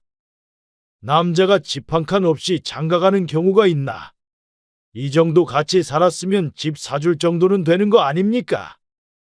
내가 이 동네 토박이인데 들은 것도 있고 살 만큼 사는 것 같은데 그렇게 야박하게 구는 거는 아니죠. 저희는 해줄 만큼 해줬다고 생각하는데요. 그리고 2천만 원으로는 요즘 월세 보증금도 안 돼요. 오늘 이야기 속 주인공은 58세 신정욱 씨입니다. 그리고 그녀의 아들과 며느리에 관한 이야기이죠. 신 씨는 아들을 결혼시킨 것을 너무나도 후회했습니다. 이렇게 될 줄 어렴풋이 알고 있었음에도 불구하고 안쓰러운 마음에 허락했던 신 씨의 잘못이었습니다. 할 수만 있다면 시간을 되돌리고 싶었습니다. 며느리와 그 사돈은 도저히 좋아질 수가 없었습니다. 며느리는 신 씨의 집에 찾아와 상전 노릇을 하고 사돈은 그런 며느리를 조종해서 신 씨의 재산을 탐냈습니다. 그리고 그게 가능한 이유는 신 씨의 아들이 호구였기 때문이었죠. 며느리가 옆구리를 찌르면 아들은 시키는 대로 했습니다. 집을 사달라고 조르는 것도 서슴지 않았죠. 하지만 아들은 호구일지 몰라도 신 씨는 그대로 당해줄 생각이 없었습니다. 애지중지 키운 아들이지만 원하는 대로 해주는 것이 아들을 위한 길이 아닐 것 같았습니다. 그러니 지금 당장은 아들이 고생하더라도 며느리와 사돈의 코는 납작하게 눌러주고 싶었죠. 신 씨는 젊었을 적 남편과 힘들게 살다가 식당을 차렸고 운이 좋아 삶이 크게 바뀌었습니다. 작은 식당에서 시작해서 지금은 꽤나 큰 규모의 식당을 3군데나 운영하고 있었습니다. 매운 갈비찜을 파는 식당인데 인근에서는 모르는 사람이 없을 정도였습니다. 그 정도가 되니 아주 큰 부자는 아니더라도 충분히 넉넉하게 먹고 살 수가 있었습니다. 당신 오늘 올 거야? 아니, 오늘은 추워서 그냥 집에 있으려고. 밥 챙겨 먹을 수 있지? 일주일 내내 혼자 차려 먹었는데 새삼스럽게. 그럼 다음 주에 갈게. 알겠어. 당신도 얼른 쉬어. 신 씨는 남편과 통화를 마쳤습니다. 신 씨는 남편과 따로 살고 있었습니다. 특별히 사이가 나빠서 그런 것은 아니었고 식당 본점과 집이 멀어서였습니다. 원래 살던 곳이 외곽에 있는 단독주택이었는데 출퇴근 길이 좋지가 않았습니다. 3, 40분 정도 거리인데 특히나 겨울이나 밤에는 오가기가 무척 불편하고 무서울 때도 있었죠. 그래서 남편과 상의 끝에 식당 근처에 아파트를 하나 얻게 되었습니다. 남편은 살던 집에서 땅을 밟고 살고 싶다며 신 씨를 따라오지 않았으니 자연스레 따로 살 수밖에 없었습니다. 평일엔 남편이 식당에 오기도 했고 신 씨가 지내는 아파트에서 자고 가기도 했고 일요일에 식당 문을 닫을 때면 신 씨가 남편에게 가기도 했습니다. 처음엔 외롭기도 했지만 이제는 이런 삶에 익숙해졌고 어쩔 땐 편한 점이 더 많은 것 같기도 했죠. 그리고 신 씨는 아들이 하나 있었습니다. 같이 살다가 직장에 들어가면서 나가서 자취를 했습니다. 직장도 그렇고 따로 살게 된 집도 신 씨의 집과 멀지 않았습니다. 신 씨 부부는 하나밖에 없는 자식을 참 애지중지했습니다. 그러고 보면 그래서 아들이 등신이 되어버린 것 같았습니다. 한 사람 목하면서 살라고 열심히 키워놨더니 나이 들어 뒤늦게 이렇게 속 타게 할 줄은 몰랐습니다. 시작은 아들이 연애를 하면서부터였습니다. 여자친구 소개시켜드리고 싶어요. 여자친구를? 어느 날 연락이 온 아들. 신 씨는 내심 놀랐습니다.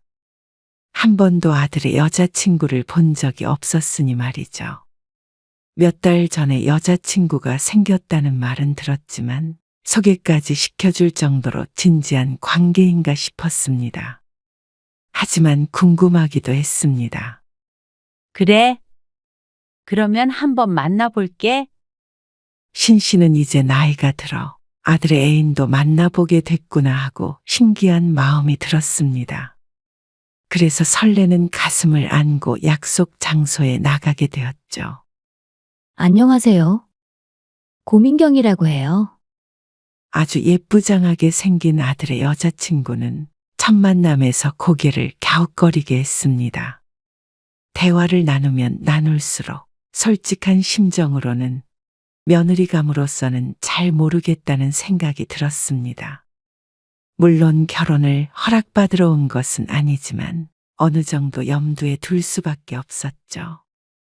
아들의 여자친구 민경은 약간 차가운 것도 같기도 했고 깍쟁이 같기도 했습니다. 그만큼 차가운 면은 적었습니다. 남자친구의 부모를 만나는 자리면 조금 싹싹하게 굴만도 한데 말이죠. 하지만 아들은 그저 좋다고 바보같이 웃었습니다. 누가 보아도 내 아들이 쩔쩔매고 좋아하는 것 같았습니다. 팔은 안으로 굽는다고 그런 모습이 참 좋을 때다 싶으면서도 마음이 마냥 좋지만은 않았습니다. 그런데 밥 먹고 차를 마시면서 여러 이야기를 나누다 보니 놀라운 사실을 알게 됐습니다. 아, 부모님이 거기서 장사하신다고? 네, 알고 보니 민경의 부모님은 신 씨가 아는 사람이었습니다. 직접적인 친분은 없었지만 한 달이 건너서 아는 사이였습니다. 그리고 민경의 부모님을 아는 것은 신 씨뿐만이 아닐 것이었습니다. 그만큼 지역에서 무척 유명한 사람들이었습니다. 물론 나쁜 쪽으로 말이죠. 특히나 아버지 되는 사람은 금전적으로 신용이 좋지 않아 적이 많았고 그만큼 알아주는 싸움달기였습니다. 이건 신 씨의 표현이 아니라 주변 사람들이 수군대는 별명이었죠. 그리고 여자 쪽도 크게 다르지 않았습니다. 아들의 여자친구 앞에서는 티내지 않았지만 속으론 꽤나 당황스러운 상태였습니다. 아주 큰 도시는 아니어도 작은 동네가 아닌데 이런 식으로 만나게 될 줄은 몰랐습니다. 사실 전에 들은 이야기만 하더라도 아들을 못 만나게 할 이유가 충분했습니다. 하지만 연애한 지 얼마 안 된 젊은 남녀를 갈라놓을 자신이 없었습니다. 결혼을 하겠다고 한 것도 아닌데 괜히 자신이 불을 질러 놓을까 싶어서 잠자코 있었습니다. 그래서 별말 없이 차를 마시고 기분 좋게 헤어졌습니다. 겉으로만 좋았던 것이었어도 말이죠. 그런데 어느 날부턴가 이상한 소문이 들려오기 시작했습니다. 곧 국수 먹는 거야? 그게 무슨 말이야? 동네 친구의 뜬금없는 질문에 신 씨가 눈썹을 올리자 왜 숨기냐며 팔꿈치로 신 씨를 툭 밀었습니다. 소문이 파다한데 뭘 내숭이야? 아니, 그러니까 뭐가? 아들내미 결혼한다면서. 뭐? 우리 아들? 아니야? 다들 그러던데 미담집 아들 결혼한다고. 나도 모르는데 내 아들이 결혼을 해? 그런데 친구의 입에서 나오는 이름에 신 씨도 깜짝 놀라게 됐습니다. 아들의 여자친구 부모의 이름이었습니다. 아니, 둘이 만난다고는 했는데 그럼 결혼 얘기가 나오긴 했나 보네. 나는 들은 적 없어. 신 씨가 인상을 쓰며 말하자 친구가 머뭇거리며 말을 이었습니다. 나는 그런 줄 알고. 어쩐지 좀 이상하다고는 생각했어. 사실 이런 말까지는 안 하려고 그랬는데 말이 많어. 무슨 말? 아니, 그쪽에서 소문을 엄청 내는 것 같더라고. 영진이가 미담집 외동아들인데 이 집 재산이 많으니까 다 자기 사위 거라고 그러면서 말이야. 그리고 사위 거면 자기 딸내미 거나 마찬가지라고. 자기들도 이제 팔자 폈다고 아주 동네방네 떠들고 다니는 모양이야. 그래서 나는 영락없이 결혼 날짜 잡힌 줄 알았지. 기가 막힌 이야기였습니다. 얘기를 들어보면 신 씨의 아들이 곧 식이라도 올릴 것 같았습니다. 그리고 그 부모라는 사람들은 신 씨의 재산에 아주 지대한 관심이 있어 보였고 말이죠. 소문이라는 것이 건너 오다 보면 와전이 되기 마련이지만 어쨌거나 당사자 귀에까지 들릴 정도면 아니 땐 굴뚝은 아닐 게 분명했습니다. 솔직히 신 씨에게 좋게 들리진 않았습니다. 신 씨도 그 부모에 대해서 어느 정도 알고 있기 때문에 마음에 차지 않았는데 이런 말까지 돈다고 하니 색안경을 끼고 볼 수밖에 없었습니다. 딸을 시집 보내서 팔자를 고치려 하는가 싶기도 했습니다. 물론 신 씨의 재산이 나중엔 결국 외아들인 영진에게 가긴 하겠지만 그걸 가지고 남이 왈가왈부하는 것이 기분 좋을 리가 없었습니다. 그것도 여자친구의 부모가 말이죠. 결혼 얘기 오간 거 없어. 그렇지? 그런 사이는 아닌가 보네. 어지간하면 안 시키는 게 좋지? 무슨 말인지 알지? 그러면서 은근한 눈빛을 보내는데 그 말을 들으니 더욱 무서운 생각이 들었습니다. 그런데 애써 고개를 저었습니다. 아직 일어나지도 않은 일을 가지고 걱정할 필요가 없었습니다. 하지만 몇 달 뒤에 불길한 예감은 현실이 되었습니다. 민경이랑 결혼하려고요. 아들의 말에 뭐라 대답하기도 전에 눈이 질끈 감겼습니다. 올 것이 왔구나 싶었습니다. 혹시라도 헤어지려나 해서 잠자코 기다렸던 것이 실수였던 것 같았습니다. 마음속으로는 뒷목을 몇 번이나 잡아야 했습니다. 너무 이른 거 아니니? 아들의 나이가 28이었습니다. 여자친구 민경은 27이었고 말이죠. 요즘 사람들이 결혼하는 나이로 치자면 한참 빠른 편이었습니다. 하지만 아들은 이르다고 생각하지 않는 모양이었습니다. 28이면 이른 거 아니죠. 제 친구들 중에서도 결혼한 애들 있어요. 그건 다들 속도 위반으로 한 것이었는데 왜 그쪽에 비교를 하는지 몰랐습니다. 꼭 지금 하고 싶어요. 아들은 막무가내였습니다. 지금이 아니면 안 될 것처럼 구는 게 이상할 정도였습니다. 올해 지나기 전에 가을에 식 올리려고 해요. 왜 그렇게 급하게 해? 저 민경이 놓치면 못 살아요. 아들은 안달이 나 보였습니다. 무엇도 아들을 막을 수 없을 것 같았죠. 그러니 남편도 상황은 다 알고 있었지만 체념을 한 듯 했습니다. 그렇게 결혼을 하고 싶다는데 어떻게 해? 원하는 대로 시켜야지. 다 큰 놈인데 알아서 잘하겠지 뭐. 젊은 사람들이 부모가 반대한다고 안 해? 지금 직장 들어간 지 얼마 되지도 않았는데. 좀 도와줘야지 뭐. 그리고 요즘엔 다 반씩하잖아. 하지만 신 씨는 돈이 문제가 아니었습니다. 솔직한 심정으로는 며느리감도 마음에 차지 않았고 그 부모는 더욱 싫었습니다. 왜 하필 그런 집과 사돈을 맺어야 하나 싶었습니다. 하지만 자식 이기는 부모가 어디 있을까요? 결국엔 아들의 뜻대로 상견례를 하게 되었습니다. 툭 까놓고 얘기하겠습니다. 바깥 사돈 될 남자가 아직 어색한 분위기가 풀리기도 전에 말을 툭 던졌습니다. 솔직히 저희는 보태줄 돈 하나도 없으니까 결혼시키려면 시키시고 말라면 마시죠. 그 말에 신씨 부부는 놀란 표정으로 서로의 눈치를 보았습니다. 방금 무슨 소리를 들은 건지 몰랐습니다. 아, 그러니까 알아서 데리고 가려면 데리고 가세요. 신씨가 못 알아들었다 생각을 했는지 다시 한번 쐐기를 박듯이 하는 말에 신씨도 모르게 입에서 허하고 바람 새는 소리가 났습니다.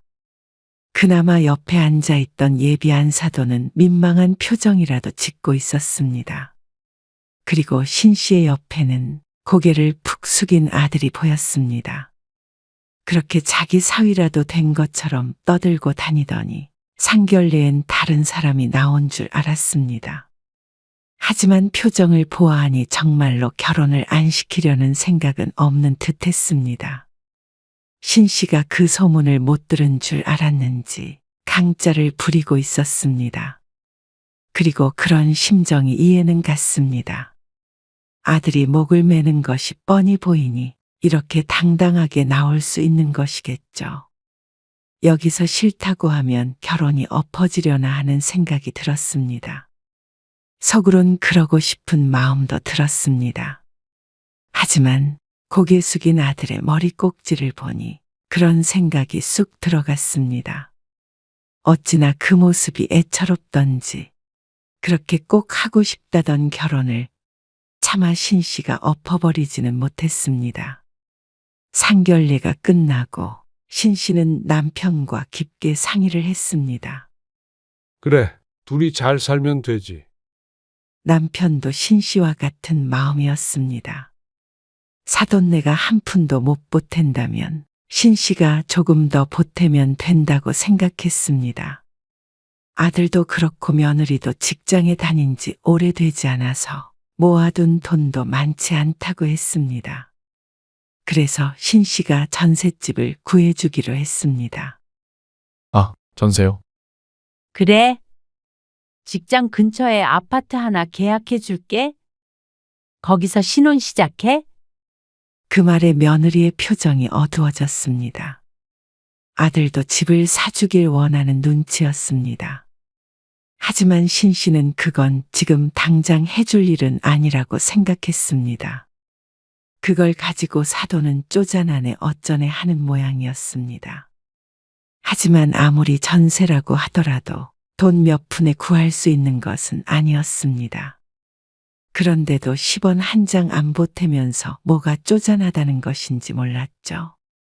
신 씨는 아들네가 착실하게 돈을 벌어서 차차 넓혀갔으면 했습니다. 성실히 살길 원해서 그런 것도 있었지만 들어온 소문 때문이라도 덜컥 집을 사줄 생각은 들지 않았습니다. 나중에 후회할 일을 만들지 않으려면 말이죠. 그래서 전셋집도 신 씨의 이름으로 계약했습니다. 그리고 돈을 모아서 집을 살 때쯤에는 전세금을 빼서 아들에게 주기로 약속했습니다. 나름대로 머리를 쓴 것이었는데 시간이 지나자 이날의 결정이 얼마나 다행이었는지 몰랐습니다. 결혼을 하고 아들과 며느리는 꽤나 자주 신 씨의 집에 찾아왔습니다. 처음에는 결혼 후에도 가깝게 지내는가 싶어서 반가웠는데 나중에는 다소 부담스러웠습니다. 아들 때문이 아니라 며느리 때문이었습니다. 며느리라는 존재가 참 편한 존재는 아니었습니다. 밥을 차리는데도 신경을 많이 써야 했고 어떻게 대해야 할지 몰랐습니다. 그런데 며느리는 스스로 상전이 되기로 한 것 같았죠. 식당으로 오는 게 아니라 꼭 신 씨가 퇴근한 뒤에 집으로 왔는데 오면 무조건 저녁을 얻어먹었습니다. 일하고 와서 밥 차려주는 것도 힘든데 아들도 며느리도 손 하나 까딱하지 않았습니다. 며느리가 와서 꼭 일을 해야 하는 것은 아니지만 예의상이라도 설거지 하겠다는 소리를 한 번 하지 않았죠. 자신들이 원할 때 들러서 소파에 가만히 앉아 있다가 신 씨가 차려주는 밥을 먹고 돌아갔습니다. 어머님, 저희 반찬 좀 싸주세요. 무슨 반찬? 그냥 밑반찬들이요. 집에서 먹게. 그리고 갈 때는 야무지게 반찬도 싸갔습니다. 그런 식으로 거의 1, 2주에 한 번씩은 왔습니다. 남편도 따로 사는 마당에 누군가의 밥을 챙겨주는 것도 무척 귀찮고 힘든 일이었습니다. 그리고 평생 식당을 하다 보니 오히려 신 씨는 집에서 대충 먹고 말았습니다. 하지만 아들 며느리가 오면 이것저것 해서 갖다 바쳐야 하니 그렇게 반갑지만은 않게 되었죠. 너희들 자주 안 온다고 뭐라고 안 하니까 이렇게 계속 찾아올 것 없어. 그냥 저희가 오고 싶어서 오는 건데요. 일도 바쁘잖아. 그리고 신혼인데 너희끼리 있어야지. 왜 자꾸 와? 저희가 오는 게 싫으세요. 아들에게 돌려 말했지만 알아듣지 못하고 어리둥절해 했습니다. 이러면 신씨가 좋아할 줄 안 모양이었습니다. 그런데 이렇게 자주 찾아오는 이유가 있었습니다. 그게 당연한 일이었습니다. 아무리 신씨가 해준 밥맛이 좋아도 며느리가 시집에 이렇게까지 찾아오는 걸 반길 리가 없었습니다. 여느 때처럼 아들네가 찾아와서 밥을 얻어먹고는 소파 앉아서 쉬고 있었습니다. 언제쯤 가나 싶어서 거실에 함께 앉아 있다가 일어나 부엌으로 향했습니다. 물을 한 잔 마시고 있는데 며느리가 속닥거리는 소리가 들렸습니다. 제 딴에는 작게 속삭인다고 한 것 같았는데 그 소리가 부엌까지 미쳤죠. 빨리 말해. 잠깐 기다려. 시간을 좀 두고 말을 해야지. 이 이상 어떻게 시간을 둬? 나 진짜 짜증나려고 해. 알았어. 며느리가 무언가를 말하라고 아들을 다그쳤습니다. 그리고 아들은 쭈구리처럼 며느리에게 대꾸를 했죠. 신씨는 모른 척하고 다시 거실로 갔습니다. 그러자 아들이 주뼛거리며 신씨에게 말을 걸었습니다. 엄마, 왜? 우리 아파트 좀 사주면 안 돼요?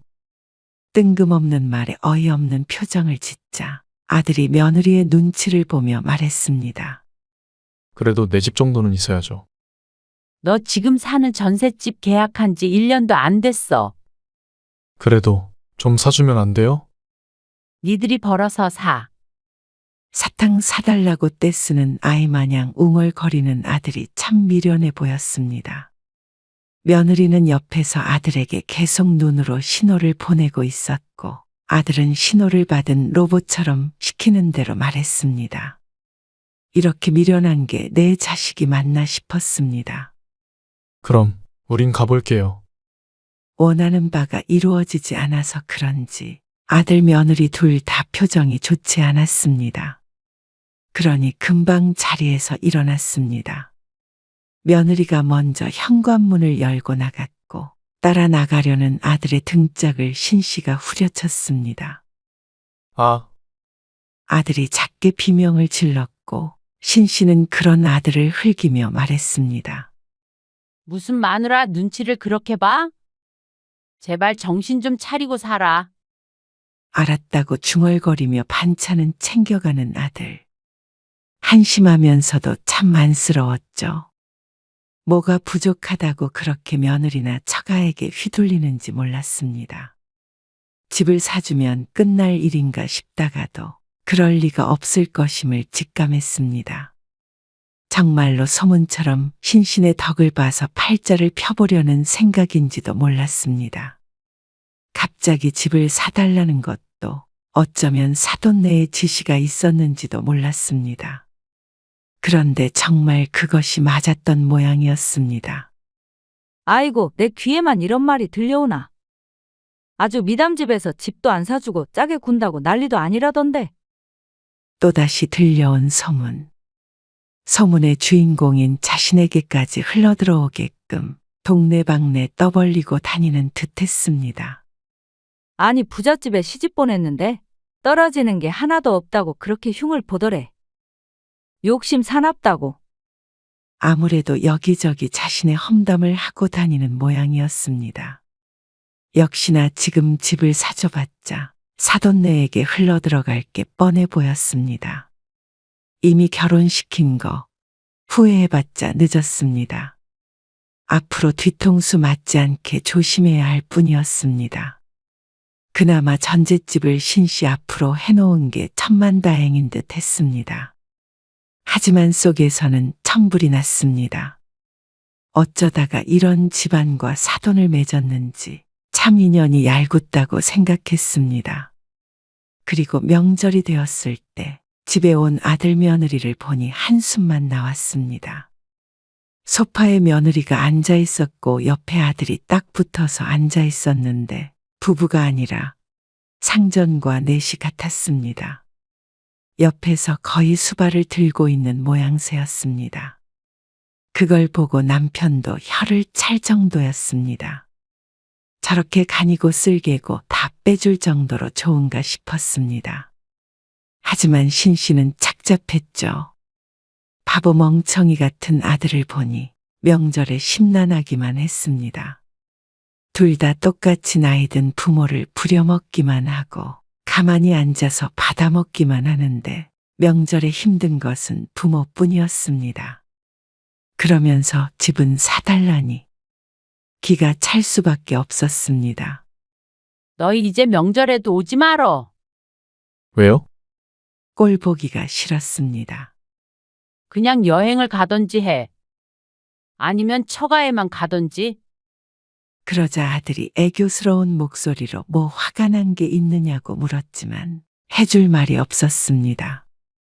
옆에서 며느리는 아무 생각이 없는 듯 신씨의 남편이 깎아놓은 과일이나 포크로 찍어 먹고 있었습니다.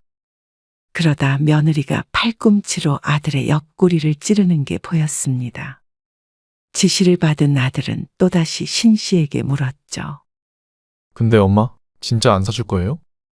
우리 아파트. 너희가 사라니까? 그럼 차라리 이 집을 우리 주세요. 뭐야? 엄마는 아빠랑 같이 살면 되잖아요. 엄마가 이사를 왜 했는데? 어차피 차 타고 3, 40분밖에 안 걸리는데 따로 사는 것도 이상하긴 하잖아요. 그리고 혼자 지내시는 것도 무섭지 않으세요?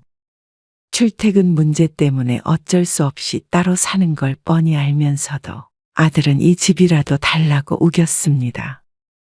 구구절절 준비해 온 말을 하며 신씨를 설득하려 들었습니다.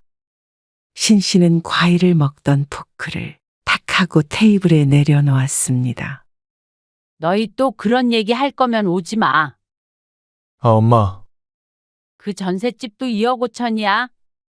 그게 적은 돈이니? 그건 아니지만 내 집은 아니잖아요. 그러니까 집을 사고 싶으면 너희가 벌어서 사라니까 그러네. 아니, 우리도 애를 갖고 하려면 민경이도 곧 일을 그만둬야 하는데 언제 모아서 언제 집을 사요? 요즘은 다 맞벌이 하면서 잘만 낳고 키워.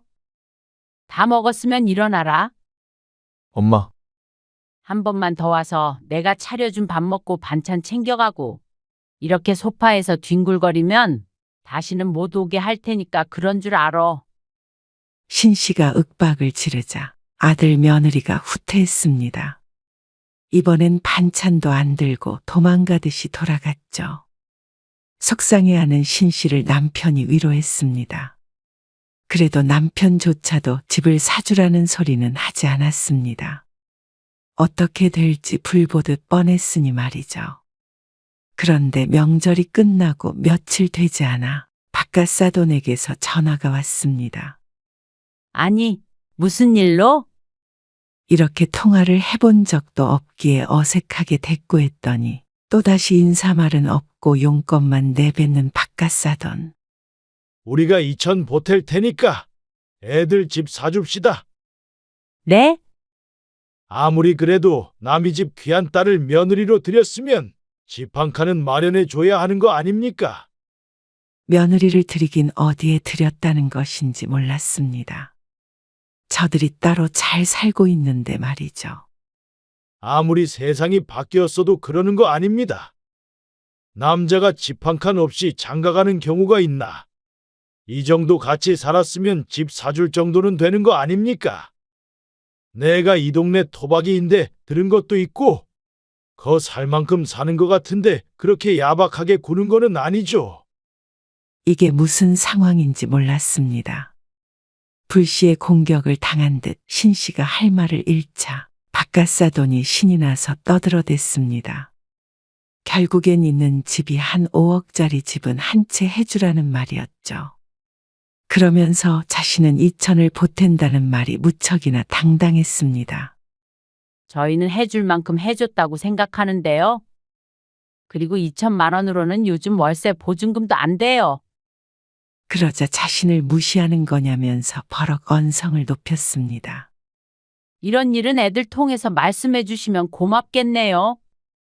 점점 수위를 더해가는 폭언에 참지 못하고 대화를 끊었습니다. 뭐요? 신 씨가 전화를 끊고 시근덕거리는 숨을 애써 가라앉혔습니다. 아주 삼박자가 완벽했습니다. 며느리는 여우고 사돈은 구렁이고 내 아들은 그냥 맹탕이었습니다. 이래서 앞으로 남은 인생 잘 살아갈 수 있을지 의문이었습니다. 그리고 얼마 뒤에 지치지도 않는지 아들과 며느리가 찾아왔습니다. 하지만 이번에는 신 씨도 생각이 있었습니다. 이 집에서 살고 싶다고 그랬지? 내가 생각해 보니까 그것도 나쁜 방법이 아닌 것 같아서. 정말요? 그래, 네 말대로 혼자 살기도 무섭고. 그래서 차라리 우리가 같이 사는 건 어때? 네. 우리요? 저희랑 엄마요? 그래. 나도 이제 나이도 들었고 식당 일도 힘드니까 집에서는 이제 좀 편하게 며느리가 해주는 밥 먹으면서 살고 싶네. 그러자 며느리 표정이 하얗게 질렸습니다. 늘 새침하게 앉아있더니 처음 보는 표정이었죠. 아니, 그러는 게 어디 있어요. 요즘 때가 어느 때인데. 어느 땐데? 그러면 집을 공으로 받아가니? 세상에 공짜가 어디 있어. 시집에서 집 해줬으면 며느리도 도리는 해야지. 아들도 효도해야 하고. 그러니까 여기 들어와서 살아. 신 씨의 말에 이 집을 달라는 말은 쏙 들어갔습니다. 그게 싫으면 나도 더 이상 할 말 없어. 다른 집은 사줄 생각 없으니까. 그리고 너희 지금 살고 있는 곳도 말이야. 생각해보니까 공짜로 줄 이유가 없는 것 같아? 월세를 내던가 전세금을 주던가 해. 네? 진짜 왜 그러세요? 아들이 거의 울 것처럼 따져 물었습니다. 이제는 이 집에 찾아오지 말고 계좌이체만 해. 진심으로 하는 말씀이세요? 당연한 거 아니야? 그 집은 저희 신혼집으로 해주신 거잖아요. 근데 너희가 그 집이 너무 싫은 것 같으니까 하는 소리지. 그렇게 그 집이 마음에 안 차면 나가서 너희가 직접 사. 며느리가 하도 찔러대는 통에 아들의 옆구리엔 구멍이라도 날 것 같았습니다. 어쩜 저렇게 얌체 같은 며느리가 있나 싶었습니다. 결혼한 지 얼마나 됐다고 시집에서 돈 뜯을 궁리만 하는지 몰랐습니다. 그러면 차라리 시부모에게 잘해서 마음을 움직여야지. 상전 노릇은 상전 노릇대로 하고 아들을 꼬셔서 쉽게 얻어가려고만 했습니다. 그 속셈이 뻔히 보이니 며느리가 곱게 보이지 않았습니다. 아들이 모자란 것은 말하면 입만 아프고 말이죠. 이쯤 되니 아들에게는 안 주는 것이 아들을 살리는 길이라는 생각마저 들었습니다. 그러니 난리가 났습니다. 살던 집에서마저 쫓아낼 것처럼 군이 사돈네도 열이 받은 것 같았습니다. 이혼을 시키네 만회한다는 소문이 또다시 귓가에 전해졌습니다. 하지만 조금도 위협이 되지 않았습니다. 아들만 괜찮다면 솔직히 그 편이 아들의 인생에 낫다고 판단됐습니다. 신 씨가 눈 하나 깜빡하지 않자 나중에는 아들 며느리가 찾아와서 사과를 했습니다. 그냥 그 집에서 살게요. 근데 그 전세금은 나중에 주시는 거 맞죠? 그제서야 신 씨의 명의로 계약한 집이 마음에 걸리는 듯했습니다. 그냥 사는 게 어디 있어. 최소한 월세는 내고 살아야지. 월세요? 그 집 정도면 100만 원 정도는 줘야 하지 않을까 싶은데. 아, 정말 왜 그러세요? 하지만 신 씨는 번복할 마음이 없었습니다. 나중에 신 씨 부부가 죽는다면 하나밖에 없는 자식에게 남은 재산이 가겠지만 그 전까지는 꼭 쥐고 있을 생각이었습니다. 그나마 돈이 있으니 찾아와서 사죄를 하는 것이지 돈 없는 시집이었으면 어떤 꼴을 당했을지 뻔했습니다. 아니, 애초에 결혼이 성사될 리도 없었겠지만 말이죠. 아들이 이런 결혼을 한 것도 결국 자신의 선택이었으니 스스로 책임을 져야 했습니다. 돈을 벌어서 스스로 자립을 하던지 말이죠. 그런데도 잘 산다면 오히려 아들에게 잘된 일이었으니 신 씨는 앞으로도 아들 내외에게 집을 사줄 생각이 없었습니다. 그렇게 아들 며느리를 돌려보냈고 바깥 사돈에게서 걸려오는 전화도 받지 않고 메시지를 보냈습니다. 한 번만 더 집 문제로 전화를 하면 애들을 쫓아내 버린다고 하자 전화는 다시 걸려오지 않았습니다. 그러자 그렇게 울리던 휴대폰도 잠잠해졌습니다. 아들 며느리도 그나마 살던 집에서 쫓겨날까 싶어서 숨죽이고 있었지만 신 씨는 아들에게서 매달 50만 원씩은 받아냈습니다. 아들도 그 정도 금액으로 얻을 수 있는 집이 아님을 알기에 울며 겨자 먹기로 꼬박꼬박 계좌이체를 했죠. 그리고 언제든지 집을 뺏길 수 있다고 생각하니 뻣뻣하던 며느리도 신 씨 부부에게 잘하려고 노력하는 듯 했습니다. 그게 언제까지 갈지는 모르겠지만 그래도 속이 조금은 후련해진 기분이었습니다. 아쉬운 것은 저쪽이니 신 씨가 처신을 잘하면 사돈이나 며느리도 함부로 하지 못할 것이었습니다. 그러니 마음이 편해졌습니다.